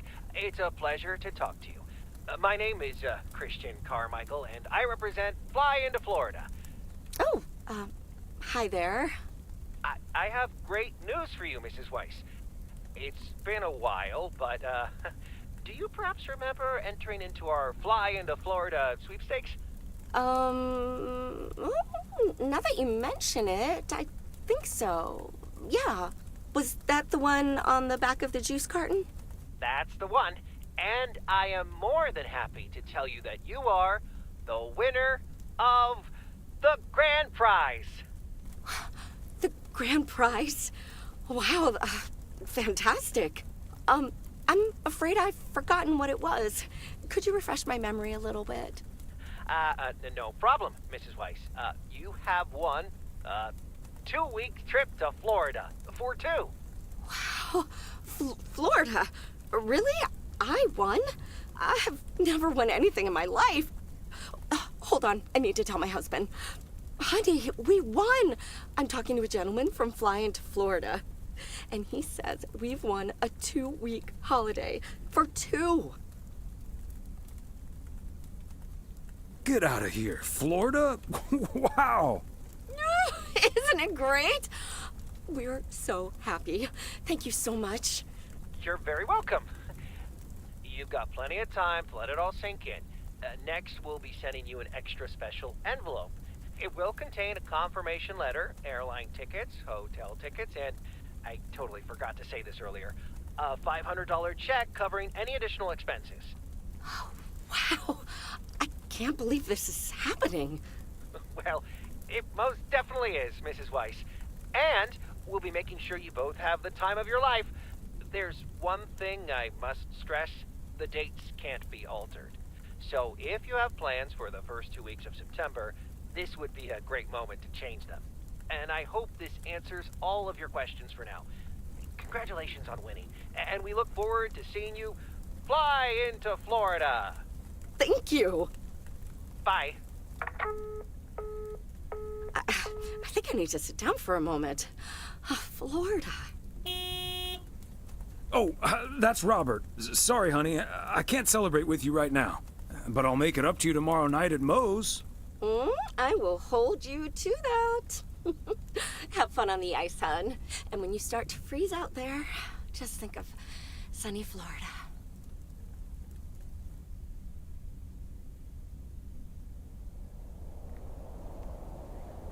Ooh, boy. Drilling a hole, getting that fire pit going. Ice fishing's a lot of work. And it's cold, but we're fishing all right. Let's just catch one and get the hell out of here. That might take hours, regardless. Man, it's nice out here. This setting could use a guitar.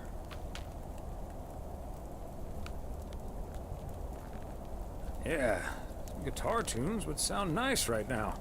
It'd be a shame to disturb the peace now, though. Hey, what was Emily going on about when I picked you up? You guys are going to Florida? Yeah, apparently we won a 2-week trip. Wow, congrats.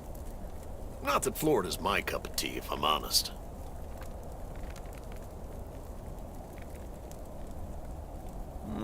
Someplace else you'd rather go?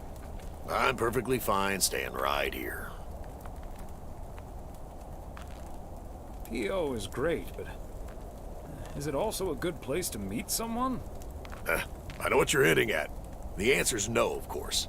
But maybe this is what I need right now.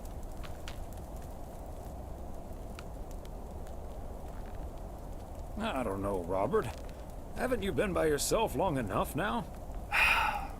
Wouldn't it be ideal if Mrs. Wright dropped by my house one day?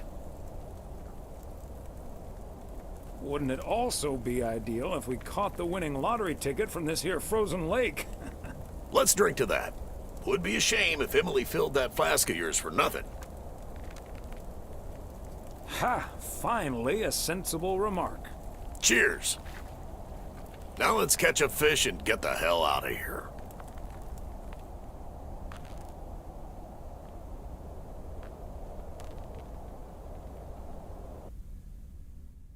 Game is incredibly chilled. Love it.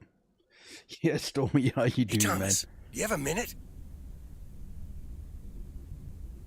As long as it doesn't get me into trouble, Frank. Listen, I just got a heads up from one of my buddies at HQ.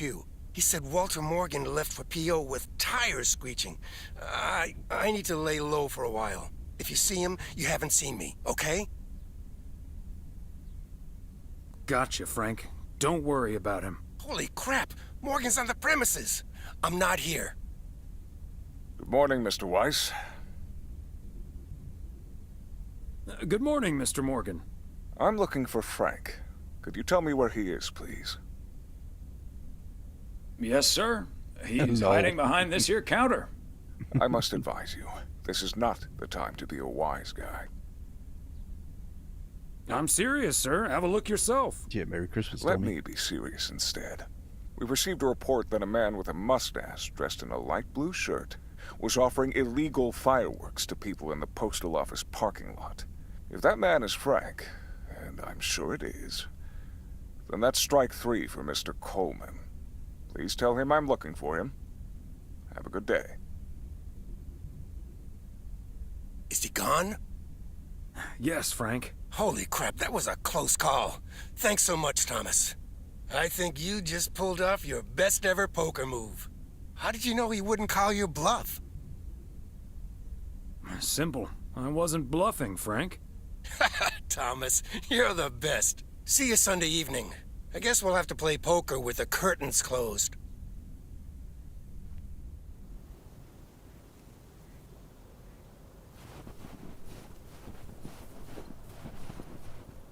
Happy Saturday, everyone. Get ready for a pet peeve from Joseph.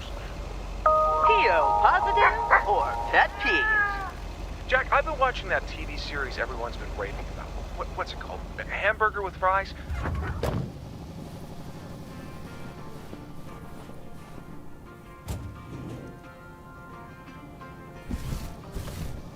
Okay, let's get this to its destination.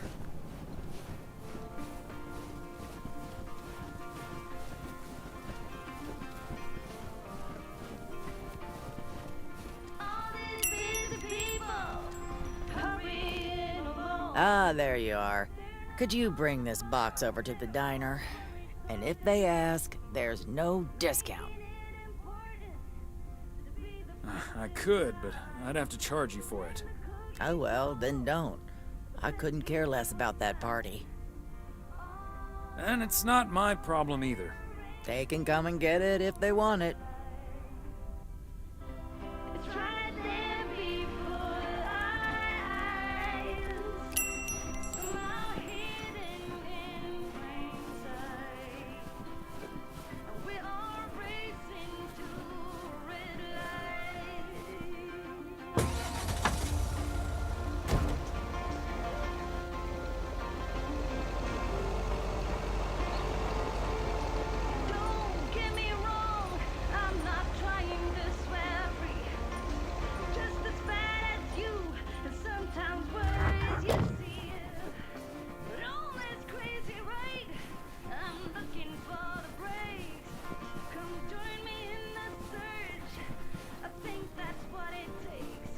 Fancy handwriting on this one.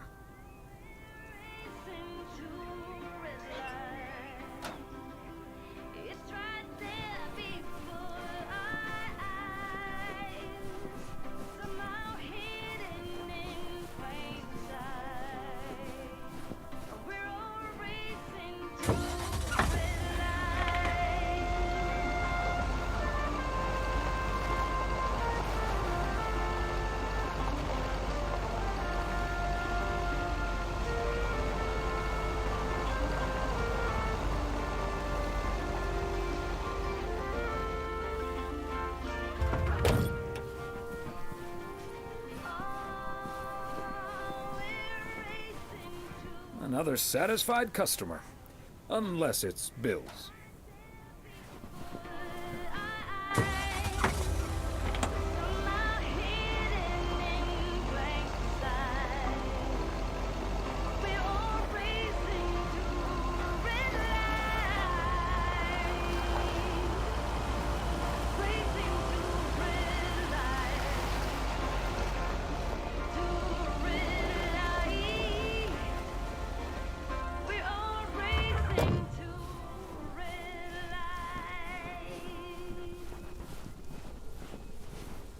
There we go.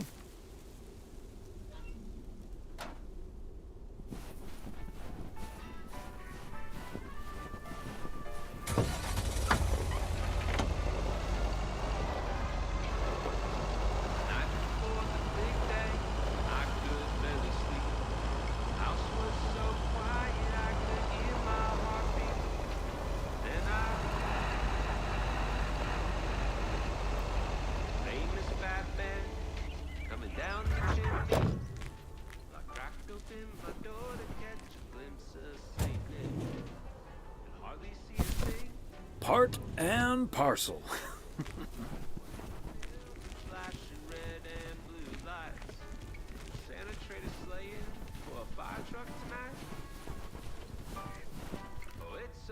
Yet another heavy package for you, Ben. Let me take that off your hands, Thomas. You know I feel guilty enough as it is. Having you lug around those car parts week in and week out. That's the job, Ben. Neither snow nor rain nor heavy packages Stay these couriers from the swift completion of their appointed rounds. I'm serious, though. If you don't mind me saying, you're getting up there. Ever think of hanging up the old coat and bag? Not until recently, but recently? Yeah. Good for you. Think about it some more would be my advice. Son of a gun. It's the engine parts for the news van. Didn't expect them to come in so soon. No, that's great. Now they'll be able to roam around PO for their report. Yep. With any luck, that thing will be up and running before the end of the day. Hey, don't rush it, Ben. Remember, you're getting up there yourself. Yeah. Now get going, you old-timer.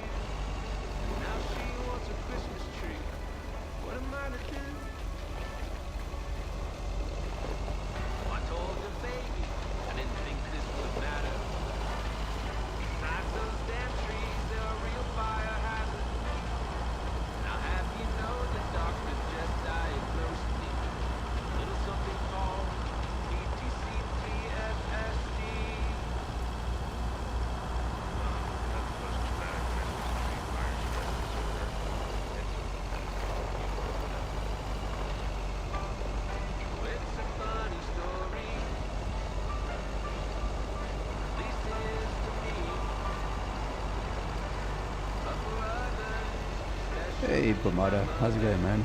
Merry Christmas to you too, dude. What you get? What you get? What you get? What you get?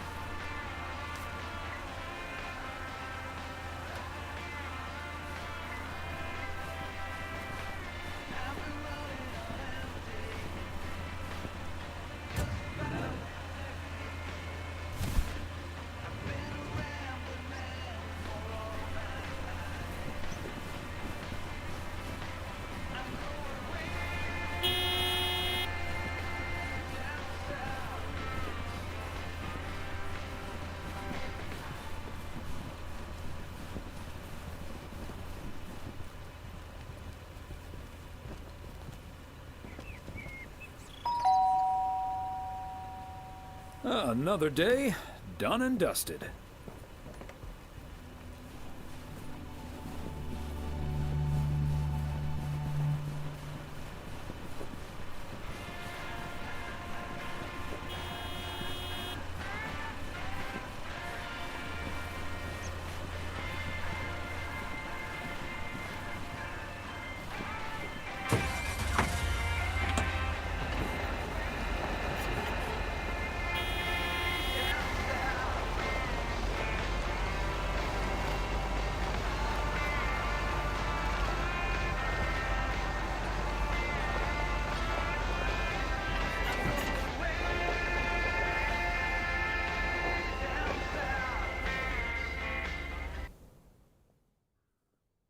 Hello, Thomas.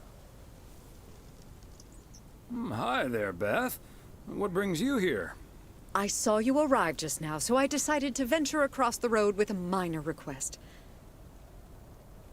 What's so important that you came out here in the cold? It's just one small thing, I promise, and, well, I suppose you can see what it is. A first gift to the little one, you see, since Christmas in Georgia fell through. It just needs an address, and I'm not sure where to put it. Could I leave this with you so you could make sure it gets where it needs to go? I have the information right here on an old envelope. It's the return address in the top corner. I'd just put it on its bottom or its belly. Why not try it yourself first, and I can check if it's okay after? Good tips. I'll remember that for future bears. Right now, I'm a bit strapped for time, though. I have a stack of returned holiday gifts that need sorting before I close. I've handled many a strange parcel in my day. Not to worry. I'll take care of it. Thank you, Thomas. Truly. I'll get the postage to you later, I promise. Oh, and please tell Emily I have a great idea for this Sunday's girls' night. It's a surprise. Bye now. Sure. Enjoy the rest of your day.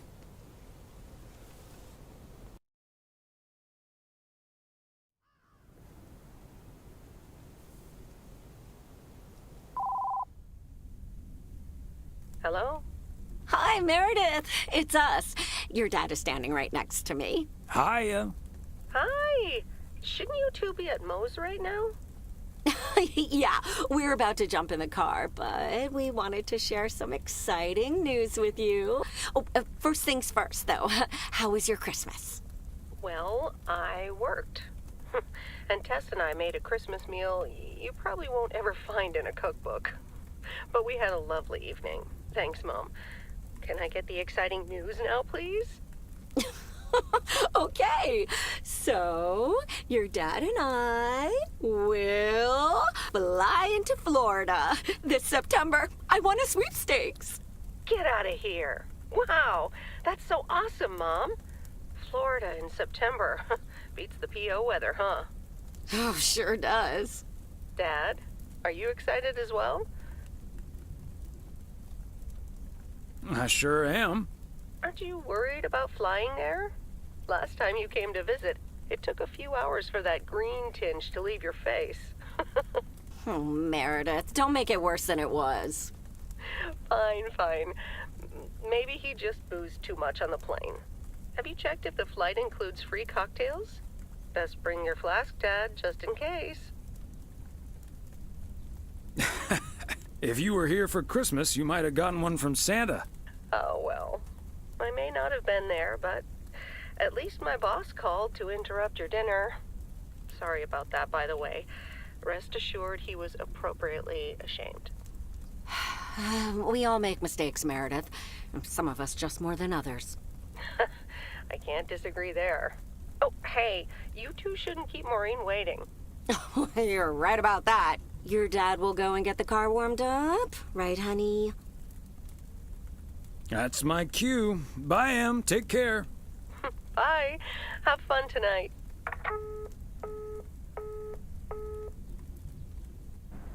Nice, Valheim. Yes, good. I'll just send you those details. Thanks for later. getting the car all toasty for us, honey. You're very welcome, dear. It's my pleasure. We've been doing this for decades now, and I've never stopped looking forward to spending my Saturday evening here with you. I feel the same way, Em. I'm a lucky man to have you. Good evening, you two beautiful people. Ready to order? Or should I just write down pancakes for lovely Emily and a T-bone steak for Big Thomas here? Oh, Maureen, your intuition never ceases to amaze me. It sure is pancake time for me again. Hold your horses, Maureen. I think I might have something else.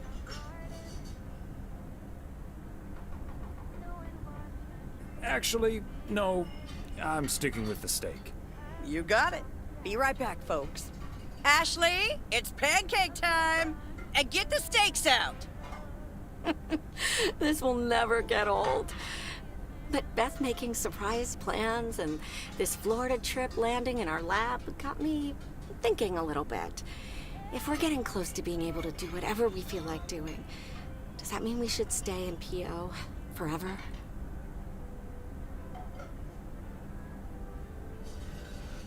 And move closer to Meredith? To the big city? No. I need space and fresh air and warmth. That's the nice thing about Florida. And it's not like your arthritis will stop acting up in weather like this. I am looking forward to that Florida trip the more I think about it. It's a perfect opportunity to test the waters. Oh, wasn't it nice the way Meredith reacted to the news? Although I'm sure she's a little envious.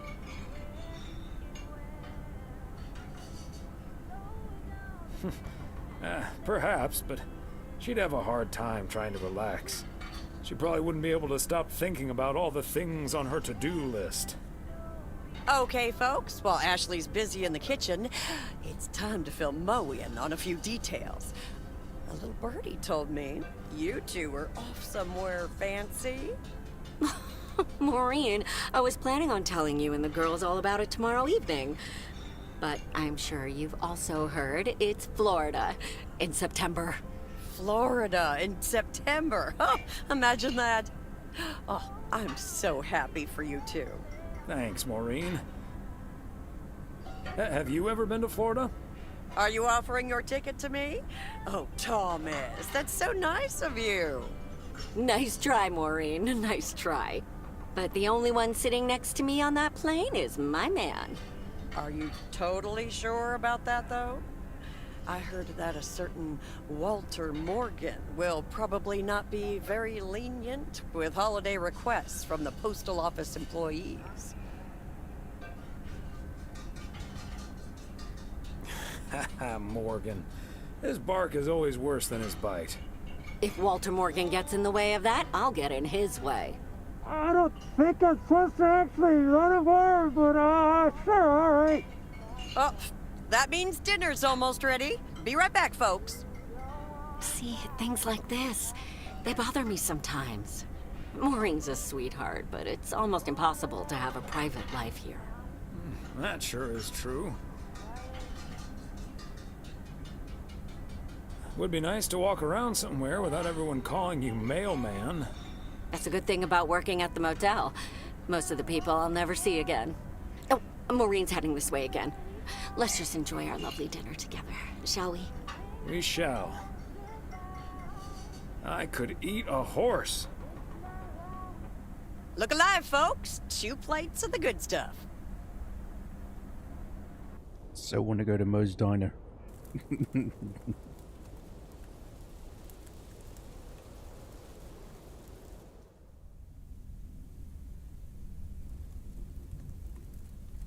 Oh, Thomas, my dear, sweet husband. The one and only. No autographs. Oh, the sweetest man alive. Always prepared to help out anyone who asks for a favor, even on his Sunday off. Okay, Em. What needs doing? The motel called, and, well, the TV crew would very much like to rent some movies from the Flick Shack today. But I couldn't just let poor little Angie ferry them over in this weather, so... So you're driving over there yourself? I would, but, well, you're the ferry things over expert of the family, and you know how I hate to drive in the snow. Pretty please, dear. Of course, Em. You've been so busy lately. It'll be my pleasure. Oh, thank you so much, darling. Tell you what, I'll make some extra tasty snacks for your poker night tonight. How's that? It's a deal. Thomas Weiss says I live and breathe. What in tarnation are you doing out and about in the mail truck on a Sunday?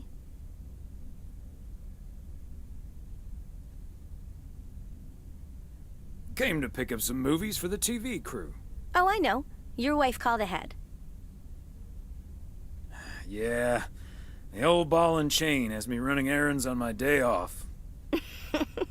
But first things first. So, what's the hot gossip on these out-of-towners? Well...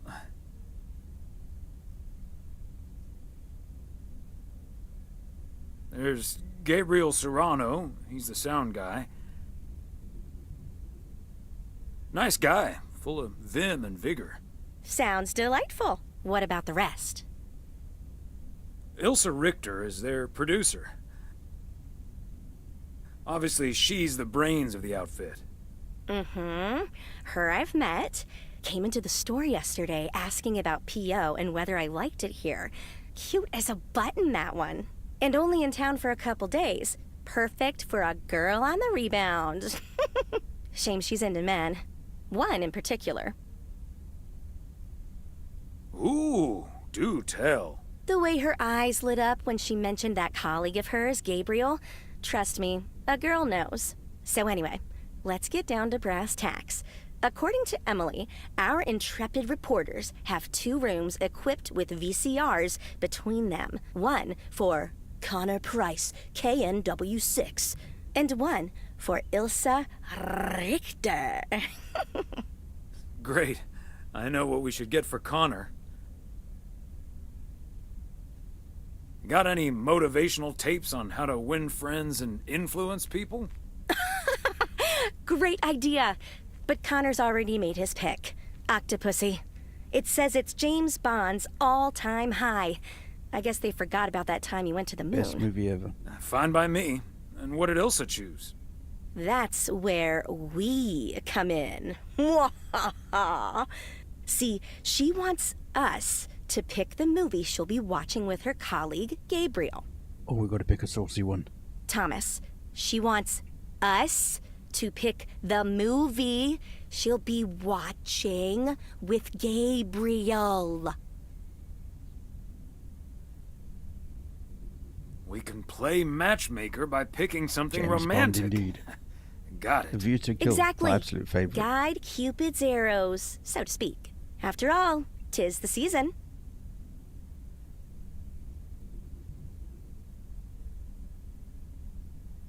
For a little post-Christmas magic? Maybe. You and Emily are regular customers, so you know what I have available. So, which film will it be? Let's go with Love Story. Or is that too on the nose? It's perfect, and we won't risk being too subtle. It has love right there in the title. Great. Love Story it is. The dynamic duo of stupid Cupid strikes again. Although I suppose this is our first strike. Anyway, here's hoping that this is the start of a beautiful love story. I have a good feeling about this. Anyway, I'd best be on my way, getting these to the motel. Yeah, thanks for doing this, Thomas. My car, much like myself, is not built for snow. Say hi to Emily. Will do. Bye, Angie.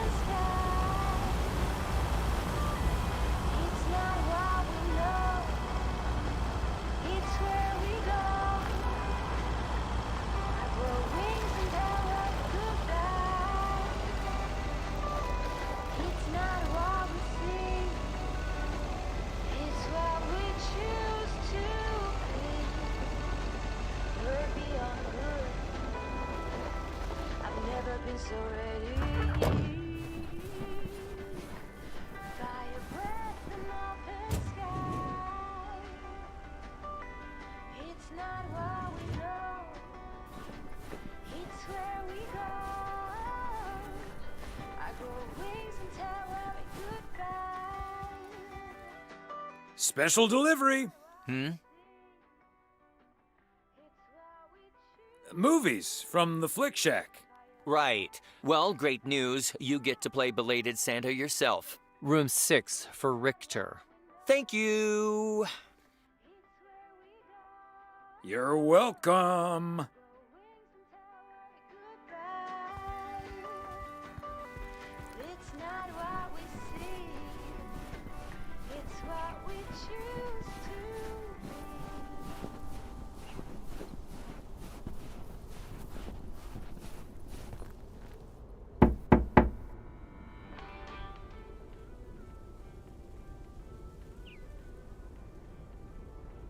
Movie delivery for segment producer Ilsa Richter.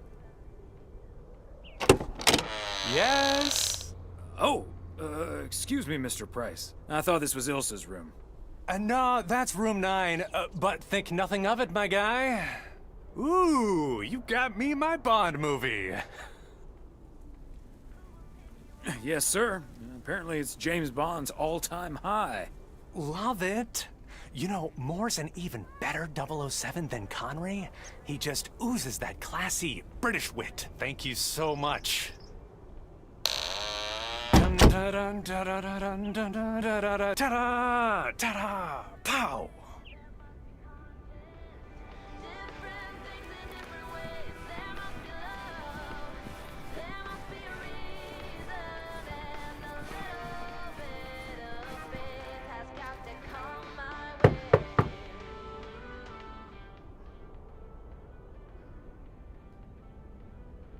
A movie delivery for Ilsa Richter. Yay! Good to see you, Thomas. So, what movie did you and Angie pick for me and Gabe? Here you go. Love story. Haven't seen this one. What's it about? Tennis?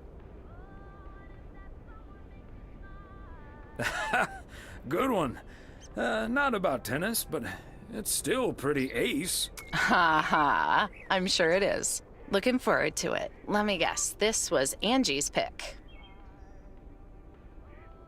Well, let's just say it was a group effort. Okay. Well, Hey, Pix. color How me you doing, dude? curious. Hope it's age appropriate for big old puppy dogs. Oh, speaking of, on your way out, could you give a quick knock on Gabe's door, just so he'll know it's movie time? It's room number 2. Will do. Great. See ya.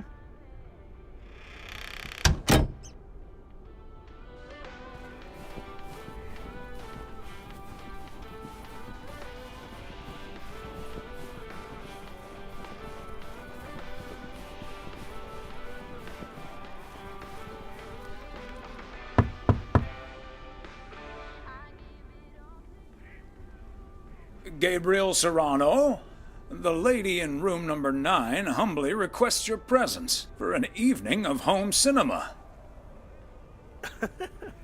Thanks, Thomas. I'll be right over. My work.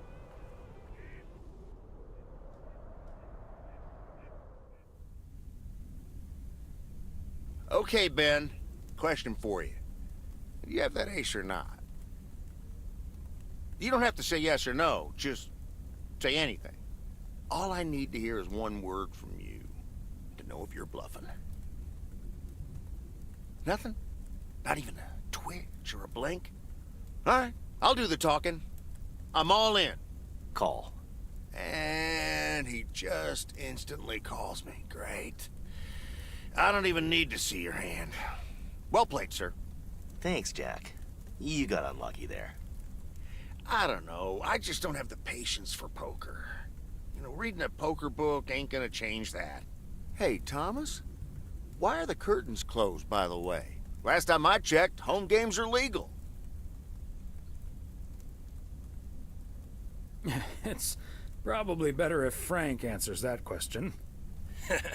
I sure can. Walter Morgan's on my tail.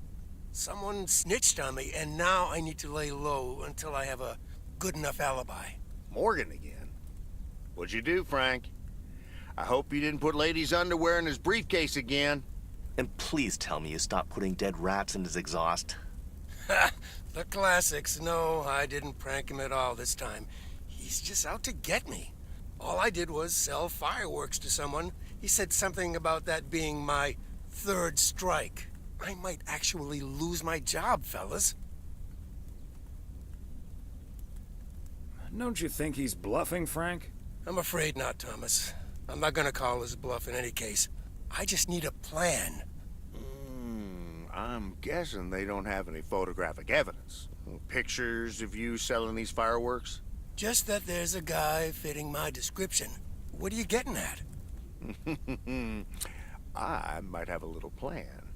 But let's first play a few more hands. I'm down almost $30. But One in his sec, description, Jack. the guy at the motel. Frank, I'm curious. We know Walter Morgan has a few reasons to dislike you, but why do you dislike him? I could tell you why, but it's not a pretty tale. And it better not leave this room, kitchen. Sure, Frank. My lips are sealed, for once. Frank, I'm not sure if I can keep another secret for you. I'll just go to the John. Fair enough, Thomas. I can't blame you.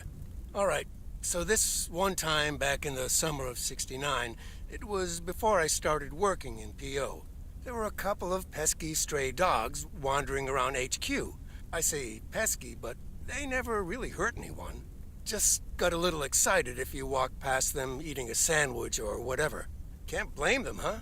They were hungry, even though I fed them every now and then. Morgan found out, of course, and after one complaint too many, he took matters into his own hands, or should I say, feet. He lured a couple of them behind his car, and before I knew what was going on, it was too late. I heard a loud and gut-wrenching howl. I saw two dogs run away, and Smokey, my favorite one, limped after them. It's the last time I ever saw those sweet dogs. Then Walter Morgan looked me straight in the eye with a smug grin on his face, and he said, "This is how you do a proper job, Frank." I can still see that grin when I close my eyes. Okay, that does it. Walter Morgan is now on my eternal shit list, and I'll make sure the rest of PO knows about it. What a despicable human being. I can't believe he did that. Well, he didn't. I was joking, of course.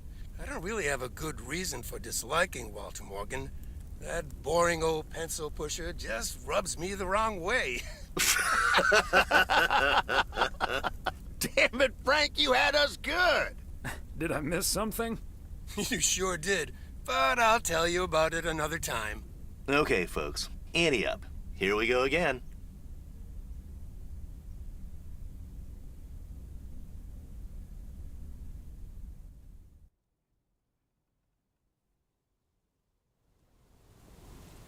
Psst, Thomas, over here. Hey, Frank. Thanks for filling up the dumpster. I wish that was all I was doing here. I'm trying to stay out of sight. Looks like Morgan will be at the post office all day. Listen up. Jack and I cooked up a little plan. I'm sure Morgan will be gone soon, but I gotta get out of here now. You haven't seen me.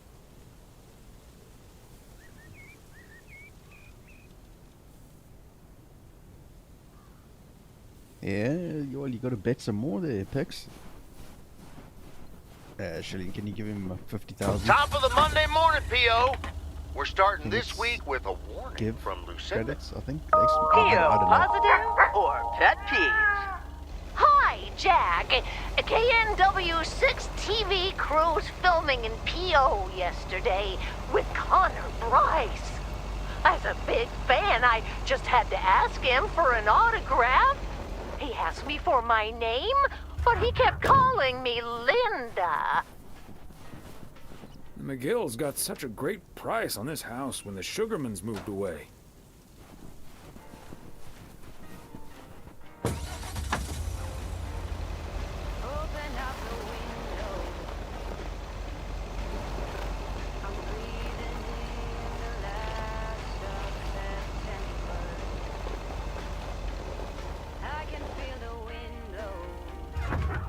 Yeah, I can't remember either. I think it's like exclamation give credits or credits 50,000. I think it's something give or something like that.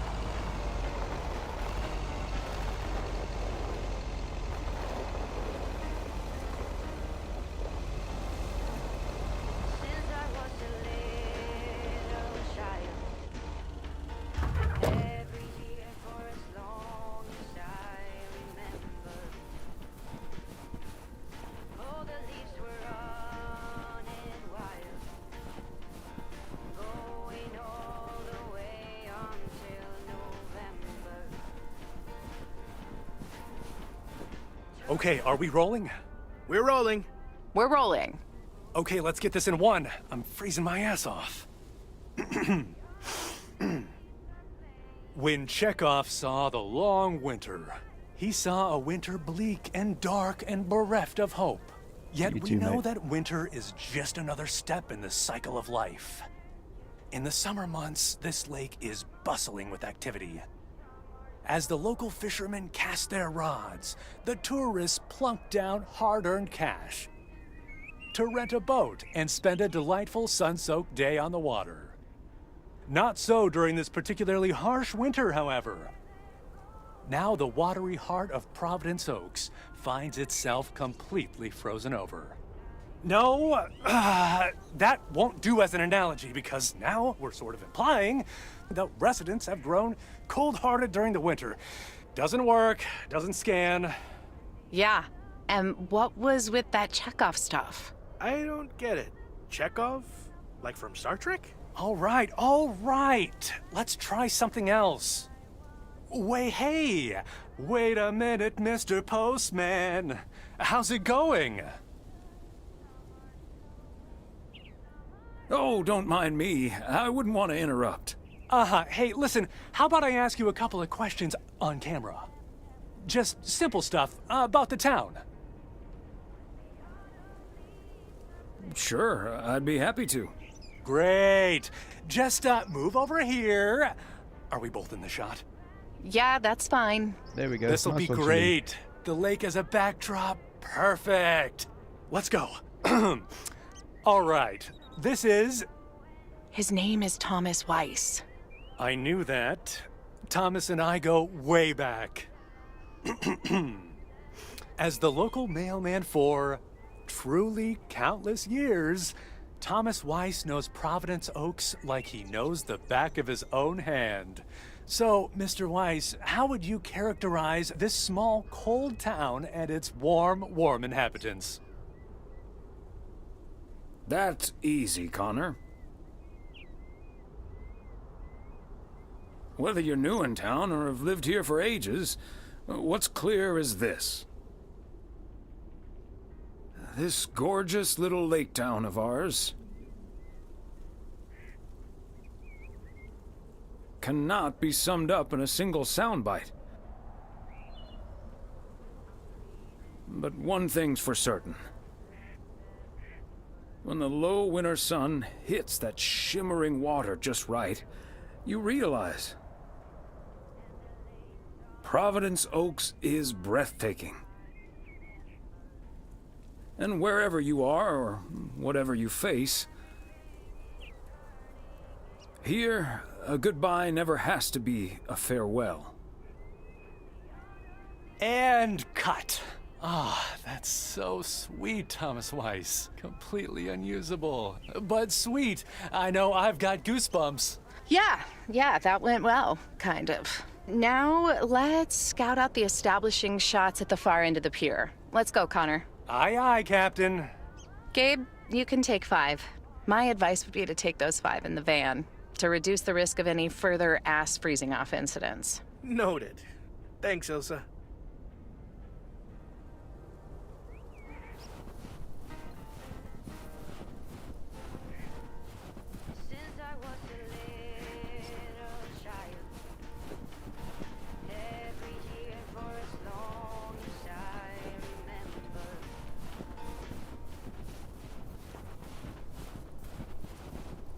Fancy handwriting on this one.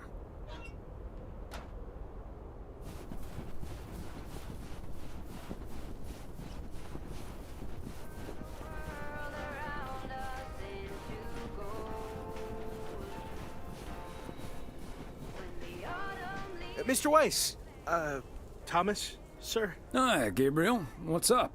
Just that, well, we'll be ringing in the new year right here in Providence Oaks. So, my mom is shipping over my tuxedo. Can you make sure it arrives okay? She says she clearly marked the package Serrano Room 2. Oh, of course. Mailman's promise. Any particular reason you want to look your best for New Year's? Yeah, maybe. there is something else I wanted to ask you about. I guess I'm curious. How did you, like, woo your wife? Woo, Emily? Oh, you don't want to hear such a boring old story. We've been together for over 40 years. And things like that, they were very different back then.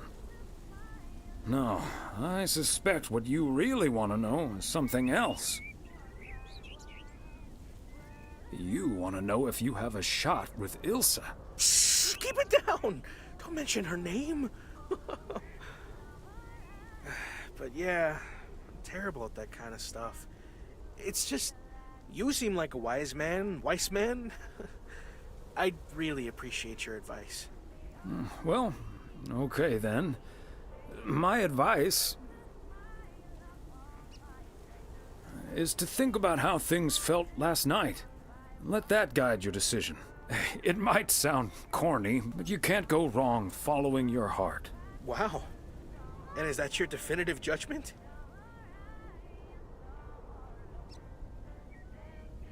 Absolutely. That's the best I can do. All done. Hey, what are you two schmoozing about? A mailman never tells. Excellent. Now start the engine, Gabriel. We're rolling out pronto. Man alive, it's cold today. On it, Mr. Price. Thanks, Thomas. You've been a huge help. So, take good care of that tux, yeah? Will do. Bye, folks.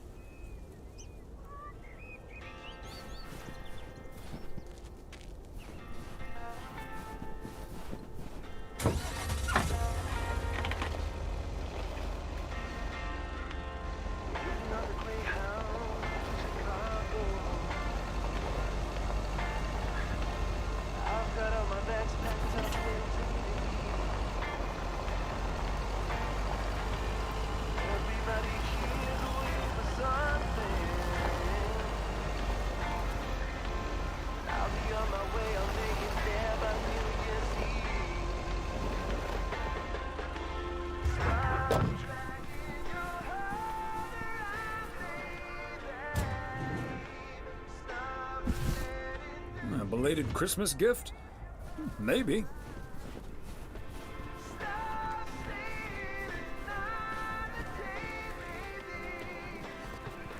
Hi there, ladies. Hi, Thomas. Hello, Thomas. Got a delivery for the diner, Kay? Great. Not from the general store, I see? Don't think so. It seems way too heavy to be full of hot air. Oh well. Okay, so before I leave, we had this awesome girls' night yesterday thanks to Beth. It was hilarious. When I first saw where we were going, my brain went, oh my god. And when the guy showed us what we were going to do, my brain went, oh my god. And when we started, it was so yuck, but also so cool, you know? I've never done anything like that before, and I love that I got a chance to find out. But then again, I doubt that I will ever try it again. Ah, yes, the girls' night. What the hell did they get up to? Jesus. What did you end up doing? We made haggis.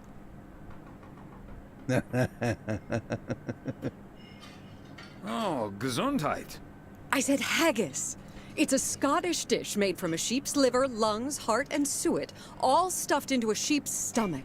It's this fascinating traditional gourmet staple stemming from the 15th century, would you believe? Yep, Poems have been written about it.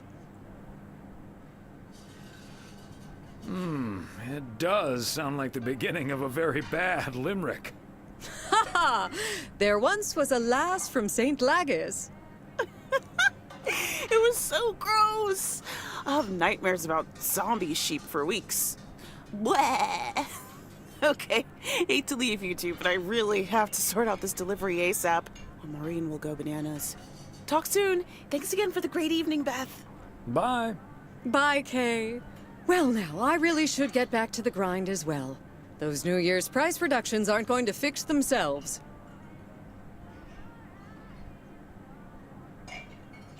Okay, rather you than me. See you soon. All right, see you soon, Thomas.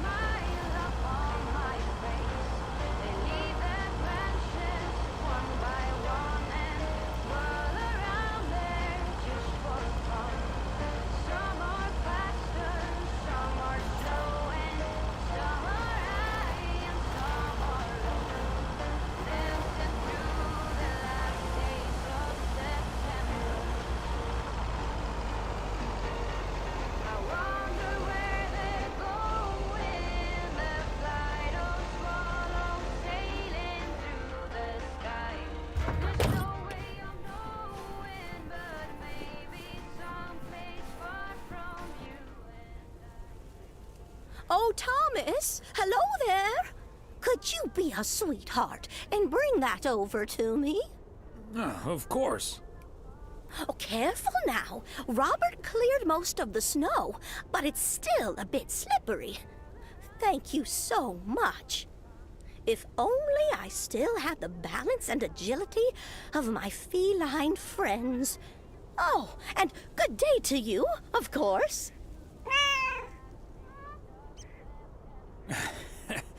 Good day to you too, Mildred. And Genevieve. Thomas, honestly, this isn't Genevieve. It's Mortimer. They look nothing alike. Isn't that right, Mortimer? Oh, pardon me. I can't quite keep track of all your cats. Well, I do have a lot of them, but not quite as many as there are streets in Providence Oaks, and you can keep those apart. So, what do you have for me today, Thomas? Just a letter. Let's see.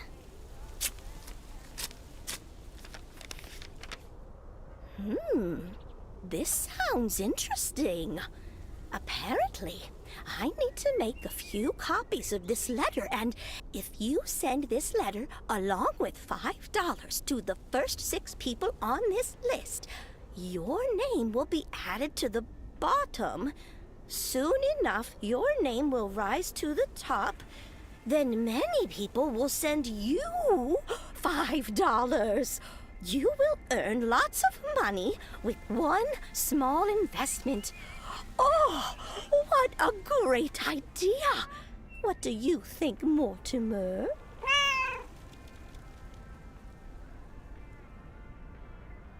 Mildred, that's a classic chain letter scam. Don't fall for it. No one ever got rich off of one of those. Well, except for the post office. Are you sure, Thomas? They make it sound so easy. Trust me on this, Mildred. If you've seen one pyramid scheme, you've seen them all. $30 is quite a bit of money. I'll think about it. You do that, Mildred. See you at Moe's tomorrow night? Probably. Bye, dear.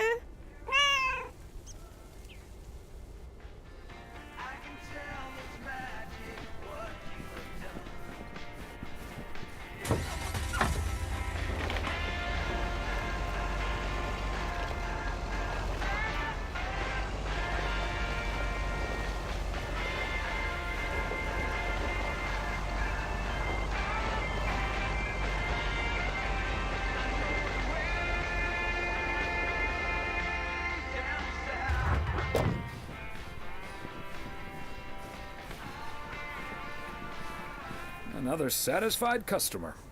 Unless it's Bill's.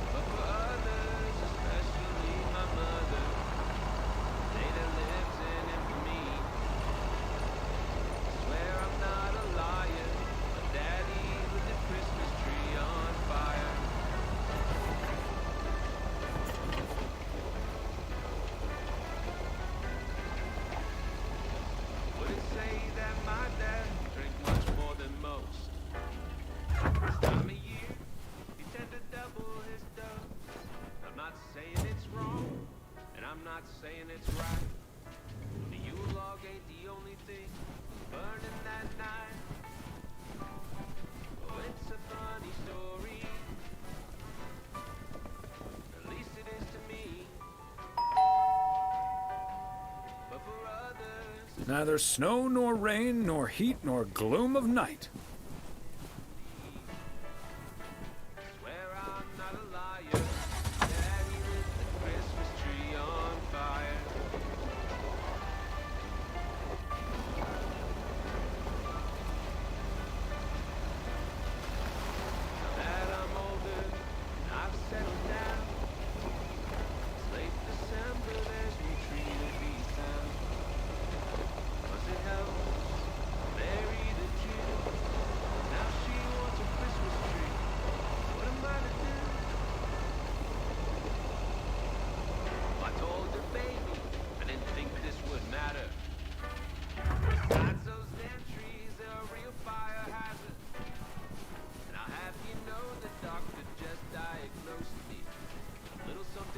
There we go.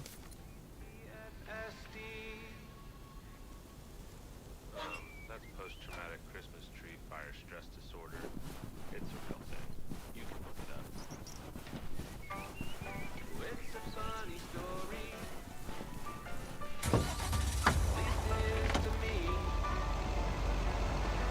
A brother, especially my mother. Day that lives in infamy. Swear I'm not a liar. Daddy with the Christmas tree on fire. Oh, I swear I'm not a liar. Daddy with the Christmas tree on fire. And that's the last one. Whew.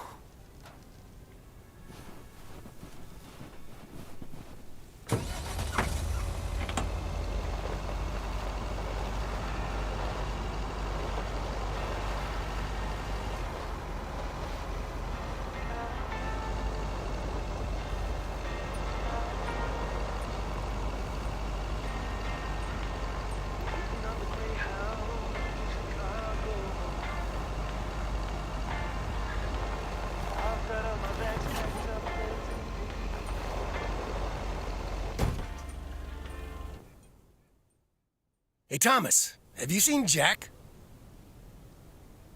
Yep. Yesterday night in my kitchen. Yeah, okay. But I kinda need him now. I'm a sitting duck right now. I'm toast if Morgan suddenly shows up.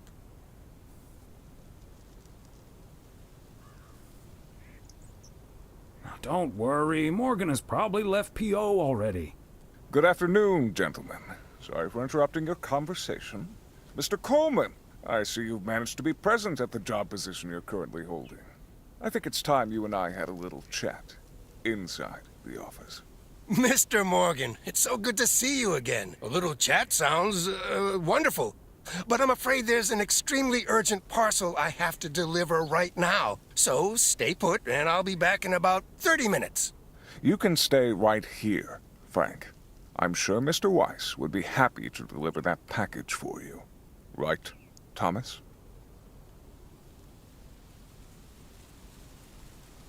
I've got a better idea. Let's just go to Moe's, have a few beers, and talk it all over like adults. Excuse me, sir? Hi. Hello. I heard you were looking for a guy in a light blue shirt with a mustache to purchase illegal fireworks in the parking lot of the post office? Well, you found him. Illegal fireworks? Who do you think I am? Sir, you don't have to keep your guard up. Frank and Thomas here both know me very well, and I'm sure they won't tell a soul about what you're doing right now. So, what will it be? I've got rockets, Roman candles, fountains, sparklers. I even have barrages that'll give you a fireworks extravaganza that you won't ever forget. I think there must be a misunderstanding here. Please, don't put Mr. Morgan in this position. If people walk by and see this, they might snitch on him and get him into trouble. He could even lose his job over this. Yeah, why don't you go inside so you can do your dealings without all these prying eyes around? I'll tell you what will happen now. I'm going to get in my car, start the engine, drive home, and pretend I did not just spend 3 days in Providence Oaks for absolutely nothing. Sir, if you take a left at the deer statue, you'll eventually pass my barn, and I can fill your trunk there in just 1 minute. Do you have cash on hand? Gentlemen, I'll be back next year. Frank Coleman, Your luck will run out one day. I wouldn't bet on it. Tally-ho, Morgan.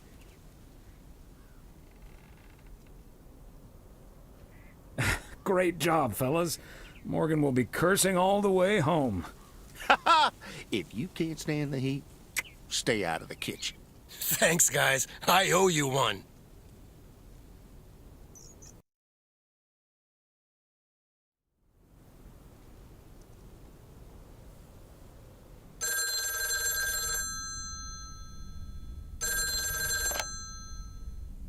Hello? Evening, Thomas. It's Maureen. Oh, hi, Maureen. If you're looking for Emily, she's at the motel right now. I was actually looking for you, Thomas. I don't know what to do with this Nancy situation. I get so worked up just thinking about it. And that usually gets in the way of doing the right thing, you know? I need to talk to someone who's a bit more emotionally detached from the situation.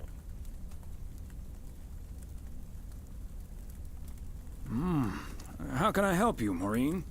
Simply put, I don't know if I should give in to that Nancy Carlisle and her overpriced snacks, or tell that woman to take a hike. But then we'll end up with a lackluster New Year's Eve party.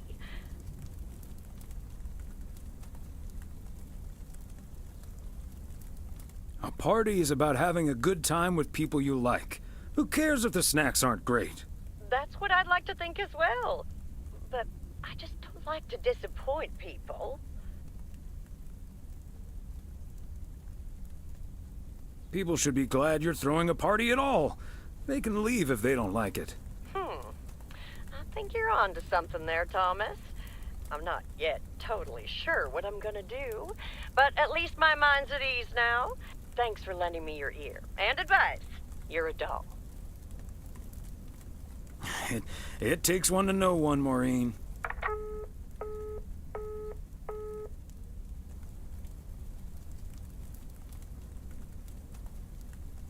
The yo-yo started out as a weapon in the Philippines during the 16th century, before being introduced to the United States as a toy in 1929. It weighed 4 pounds and had a 20-foot cord. Australian rower Bobby Pierce won the 1928 Olympic Games against 8 other competitors, even though he stopped during the race to let ducks pass in front of him.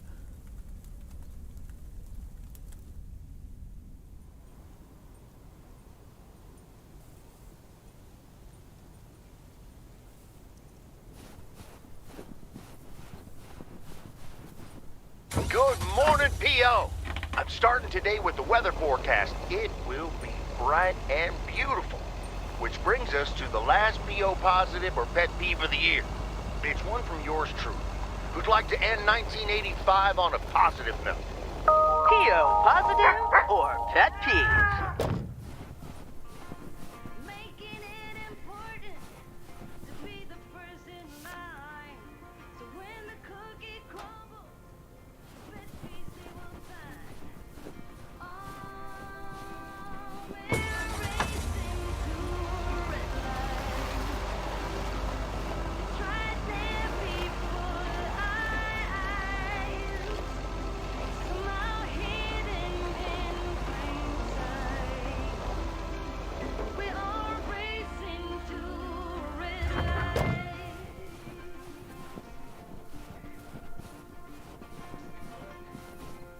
Fancy handwriting on this one.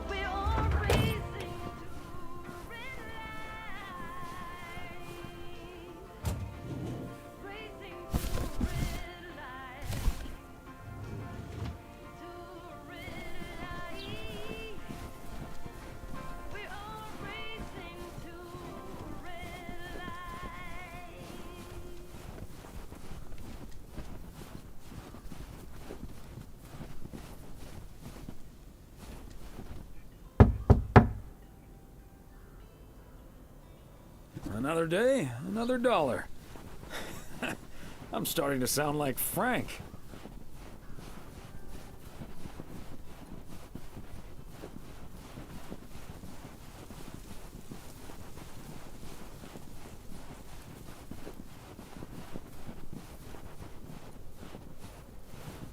Another satisfied customer. Unless it's Bill's.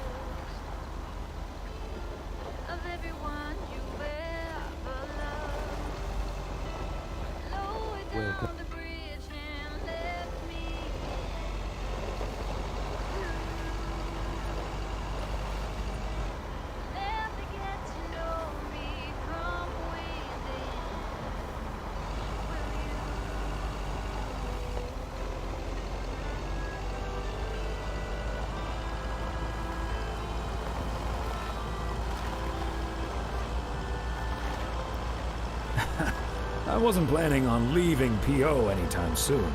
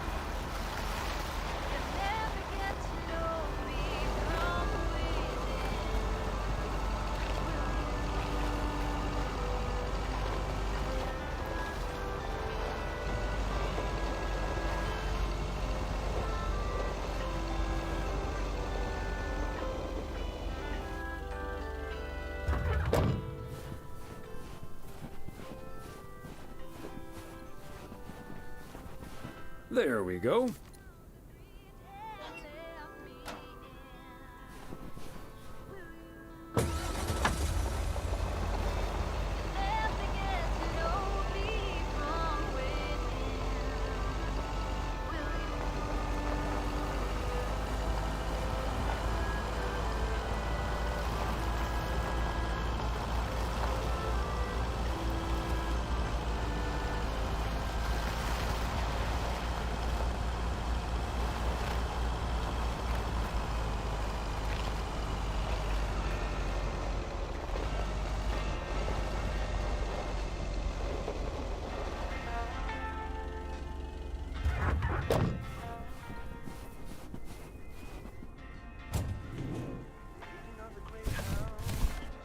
Okay, let's get this to its destination.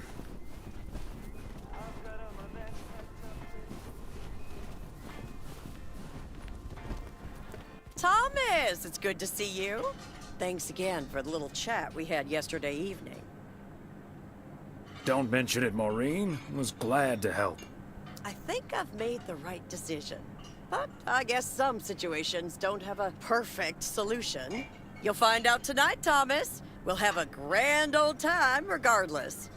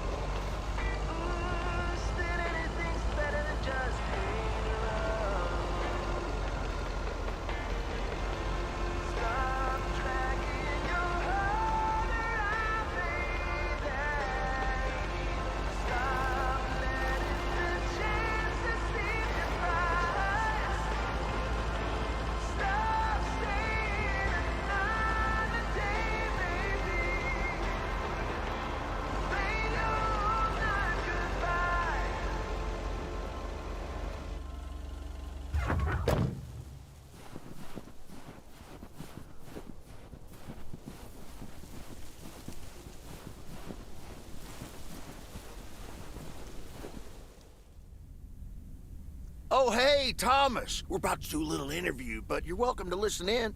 Mr. Price, you know Thomas Weiss, don't you? Sure do. You're resident mailman, am I right? Good to see you, man. Hi, guys. Don't mind me. I'll just be a fly on the wall here. That was Open Sky by Velvet Moon, one of my favorites. Folks, we have a special treat for you today because I have a guest here at the Reynolds studio. You know that happens from time to time, but today it's a bona fide big shot. None other than KNW6's own newsman extraordinaire, Mr. Connor Price.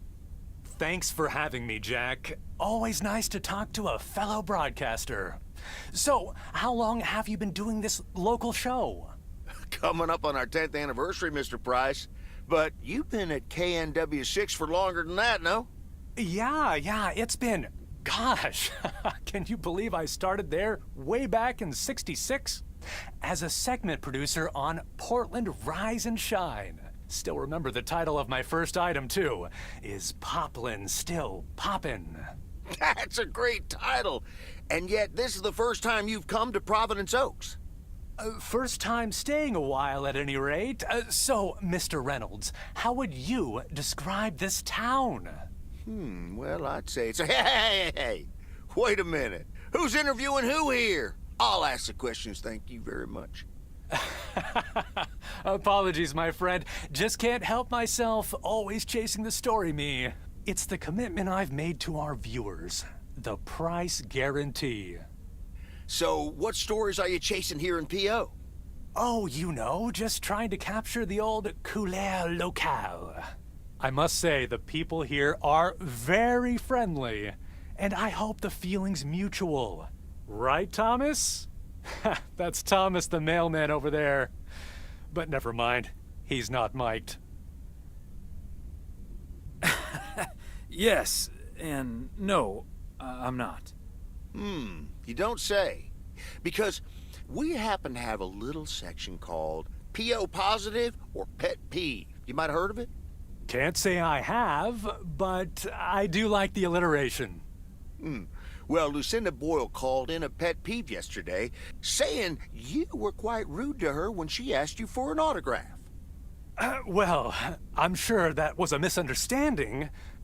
See, I must have been on a really tight schedule, because otherwise I'd do anything for a fan. That's... the price guarantee, right? Sure. Anyway, we'll be back with Connor Price, KNW 6-star reporter, right after this. What the hell, Jack? Ambushing me like that live on air? Relax, just joshing you a little. But I'll let you plug the heck out of this Oregon Trail thing you're filming. How's that? We'll make sure everyone in town fully cooperates with your crew in the home stretch. Well, speaking of the home stretch, I better get back to my job as a serious broadcaster. It's been real, pal. Can you believe this guy? Sheesh.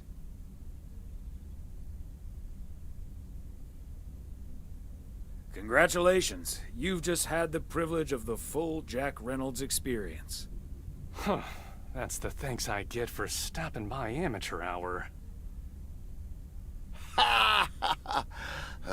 Sorry you had to witness that, Thomas. Made for good radio, though, while it lasted anyway. I'll see you at Moe's tonight, yeah? You don't want to miss what Frank's been cooking up. Can't wait. See you there.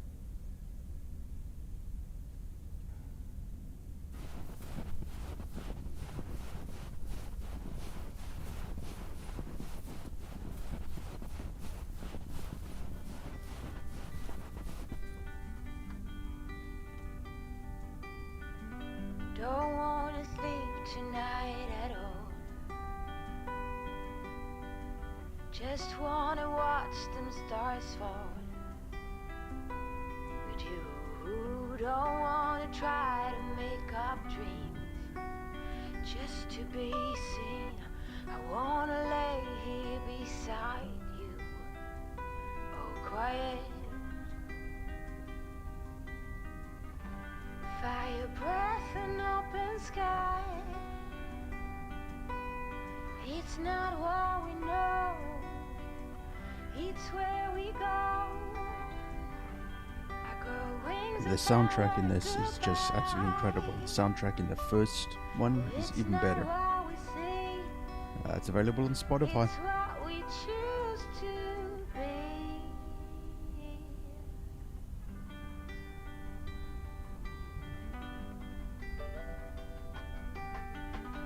Sunflowers, high grass, and bare feet. Oh, but you each second is a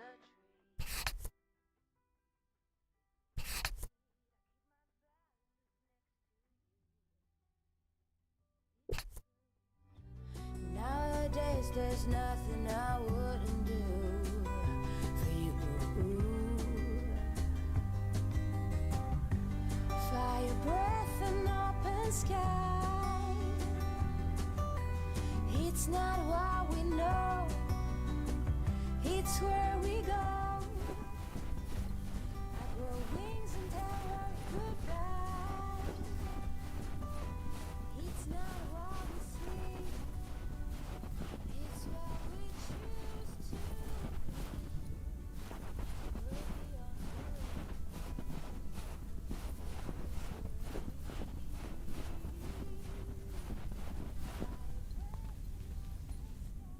I should have a new booking system ready in a few weeks.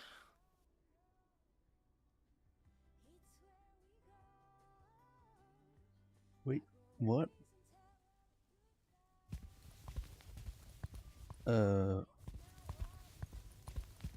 Is that it?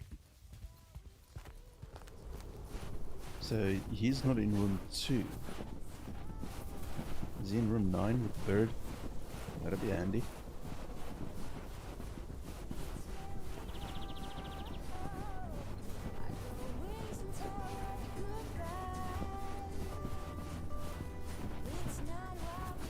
Yeah, I think that's a glitch.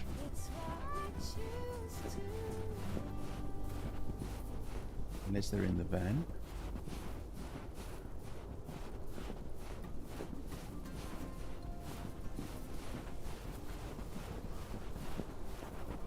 Okay, let's try room 6.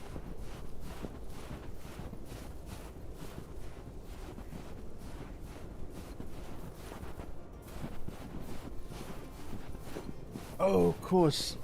Stupid ass. Totally forgot. Thanks, Shalene. That's why you're the brains of the operation. Part and parcel. Damn it. What a dumbass.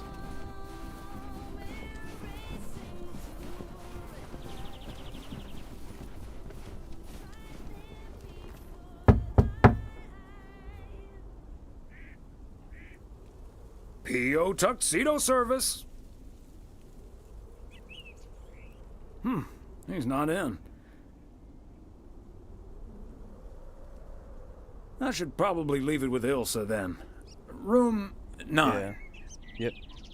That was my initial thought. I don't want to leave it with that idiot at the reception desk because it'll go missing or something.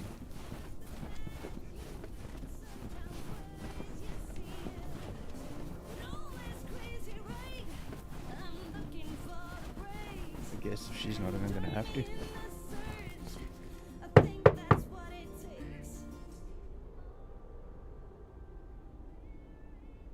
Please accept this delivery for room number 2. Hi, Thomas. Oh, is that Gabriel's tux? Signed, sealed, delivered. That's the Weiss guarantee. Okay, I'll take care of it. Thanks. Right then, I'll... I'm feeling fine, I'm feeling strong. It won't be long. Ooh, when I use my witchcraft. Ooh, when I use my witchcraft. Ooh, yeah.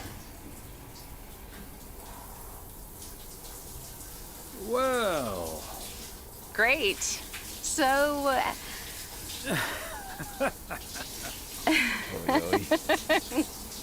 See you tonight at the diner. Oh, and thank you. pleasure, Ilsa. Oi, oi.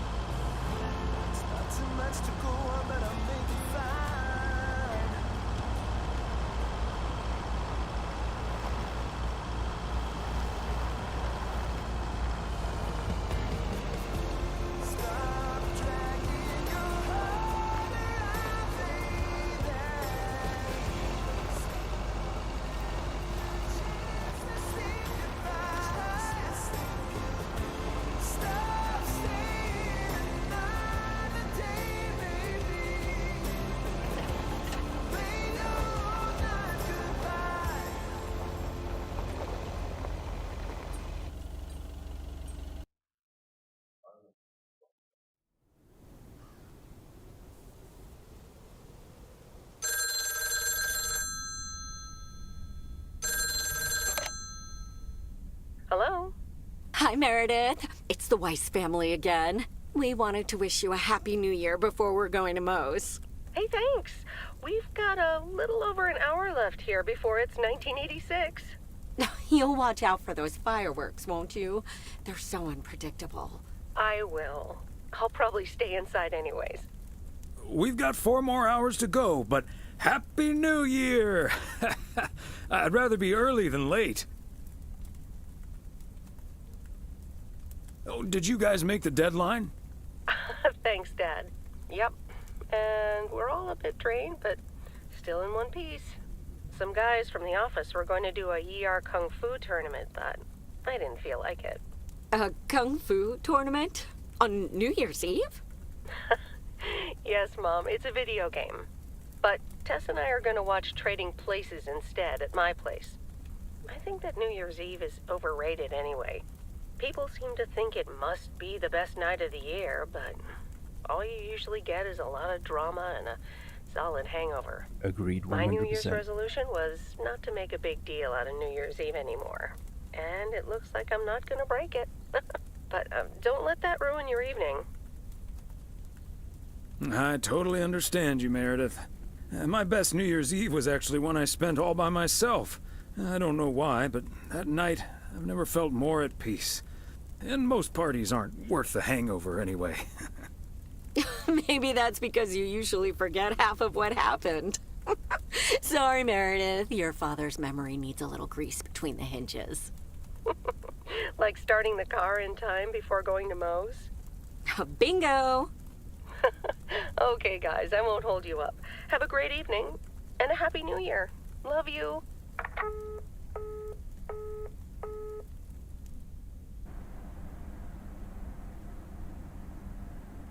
My beautiful people, may I have your attention for half a minute? First of all, welcome to Moe's. We're excited to celebrate the last few moments of 1985 together with you. It was quite an undertaking to host this New Year's Eve party at the last minute. So if you feel like the snack situation isn't up to standard, you're right. But we do have enough tater tots, french fries, potato wedges, and potato pancakes to feed the entire village. Thank you so much for that, Jack. And thank you all for coming. Cheers to a great evening. Well, if it isn't my favorite KNW6 news team. In the flesh. Hi, Thomas. Darndest thing. I've had this song stuck in my head all day. It goes, witchcraft, ooh. Witchcraft, ooh. What a coincidence. That's been stuck in my head, too.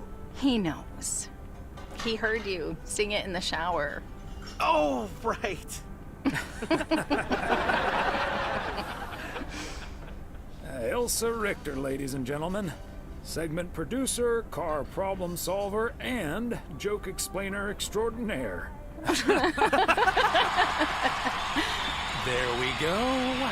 Champagne for my real friends and real pain for my sham friends. Hello, Mr. Price. So, is the segment on Providence Oaks in the can yet? Almost, my friend. Still have to shoot the countdown to the new year. Hopefully that gives us the ending we need. I've been promised a spectacle. Easy on the alcohol there, Connor. We still need you on camera. Can't have you slurring your words. Slurring my words? Whatever do you mean, Elsa? Quit fooling, you guys. It's getting close to midnight. Let's set up and get ready. Showtime.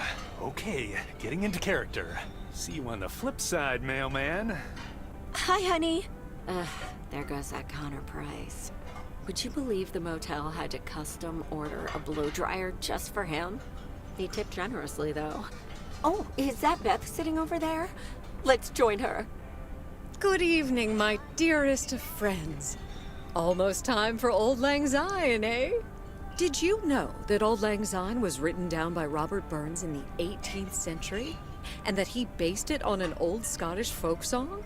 He wrote it to a different melody than the one we sing today, but I have to say, I do like this version. And it's often sung after a special dinner where haggis is served, would you believe?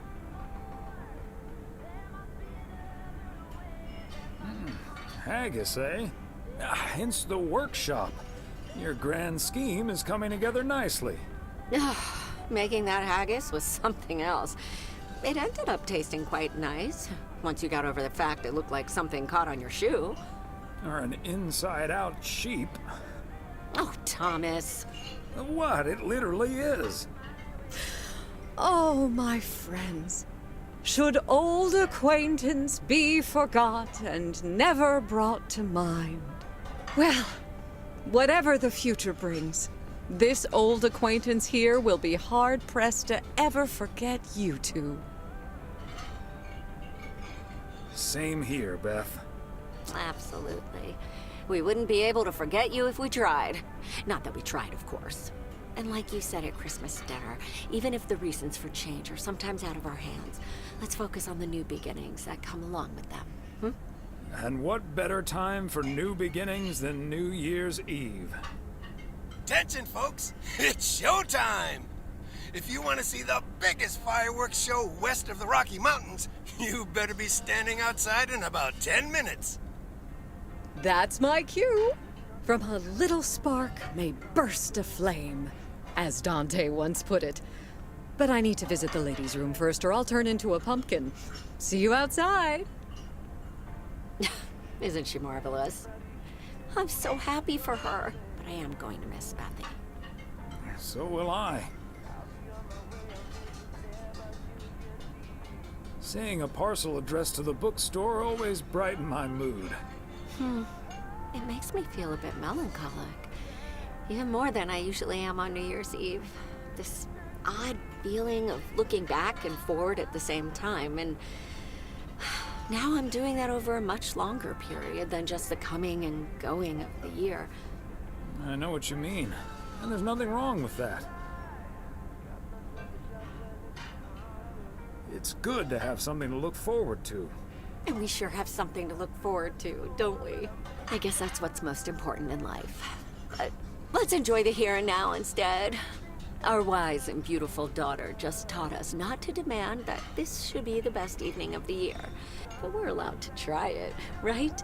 So this is where my speech ends, my dear husband. And now I need a glass of champagne. I'll drink to that. And to you. And all the good things the new year will bring us. Maureen, I need champagne. For me and my beautiful wife. You got it, sir. Just grab your glasses and join me in the bottle outside. It's less than a minute now. 20 seconds on go, Mr. Price. Go. And so, 1985 draws to a close. With mere seconds left in the year, I've been told this little lake town will strive to end 85 with a bang. In 10, 9, 8, 7, 6, 5, 4. Holy Toledo! Ilsa, are we getting this? Somebody check on Frank!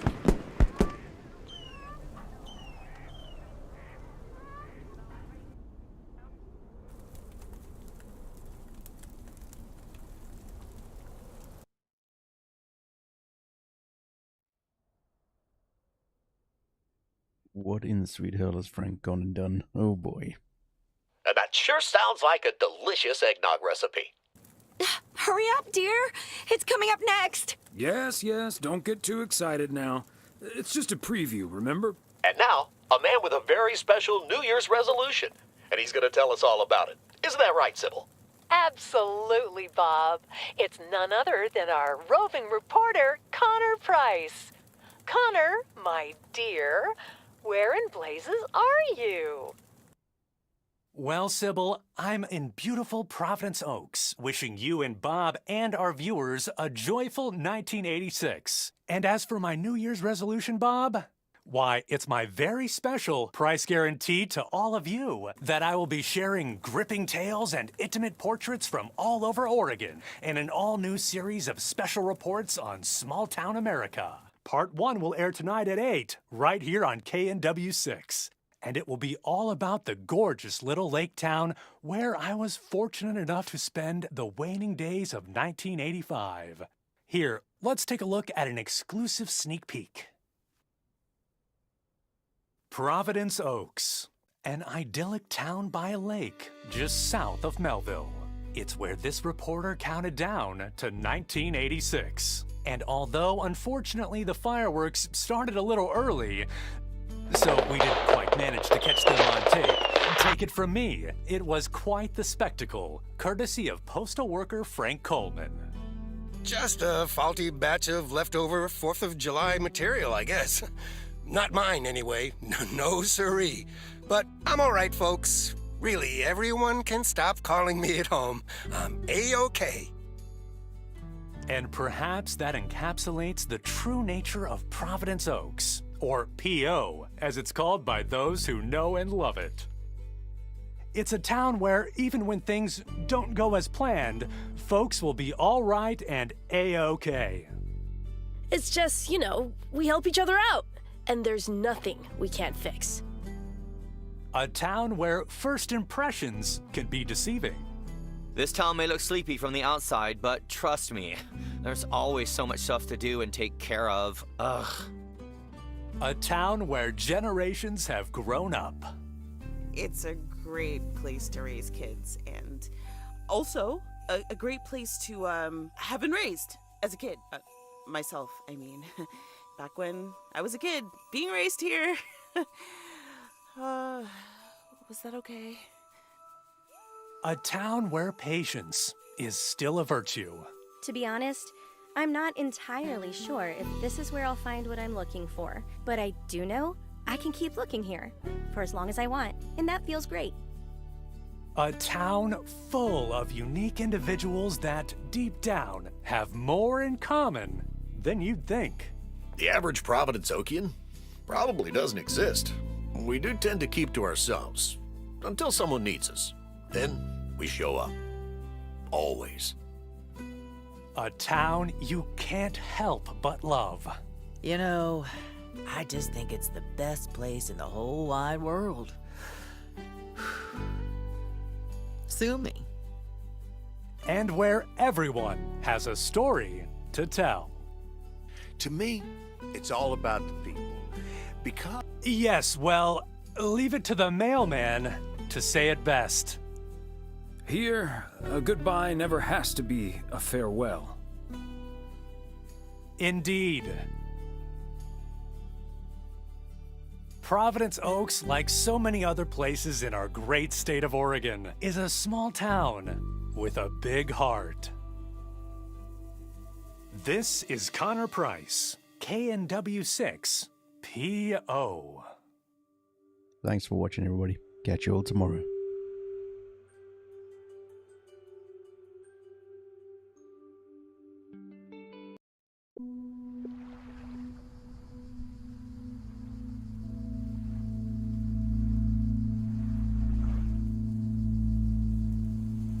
Merry Christmas and all that. See you all tomorrow. Valheim, it starts again.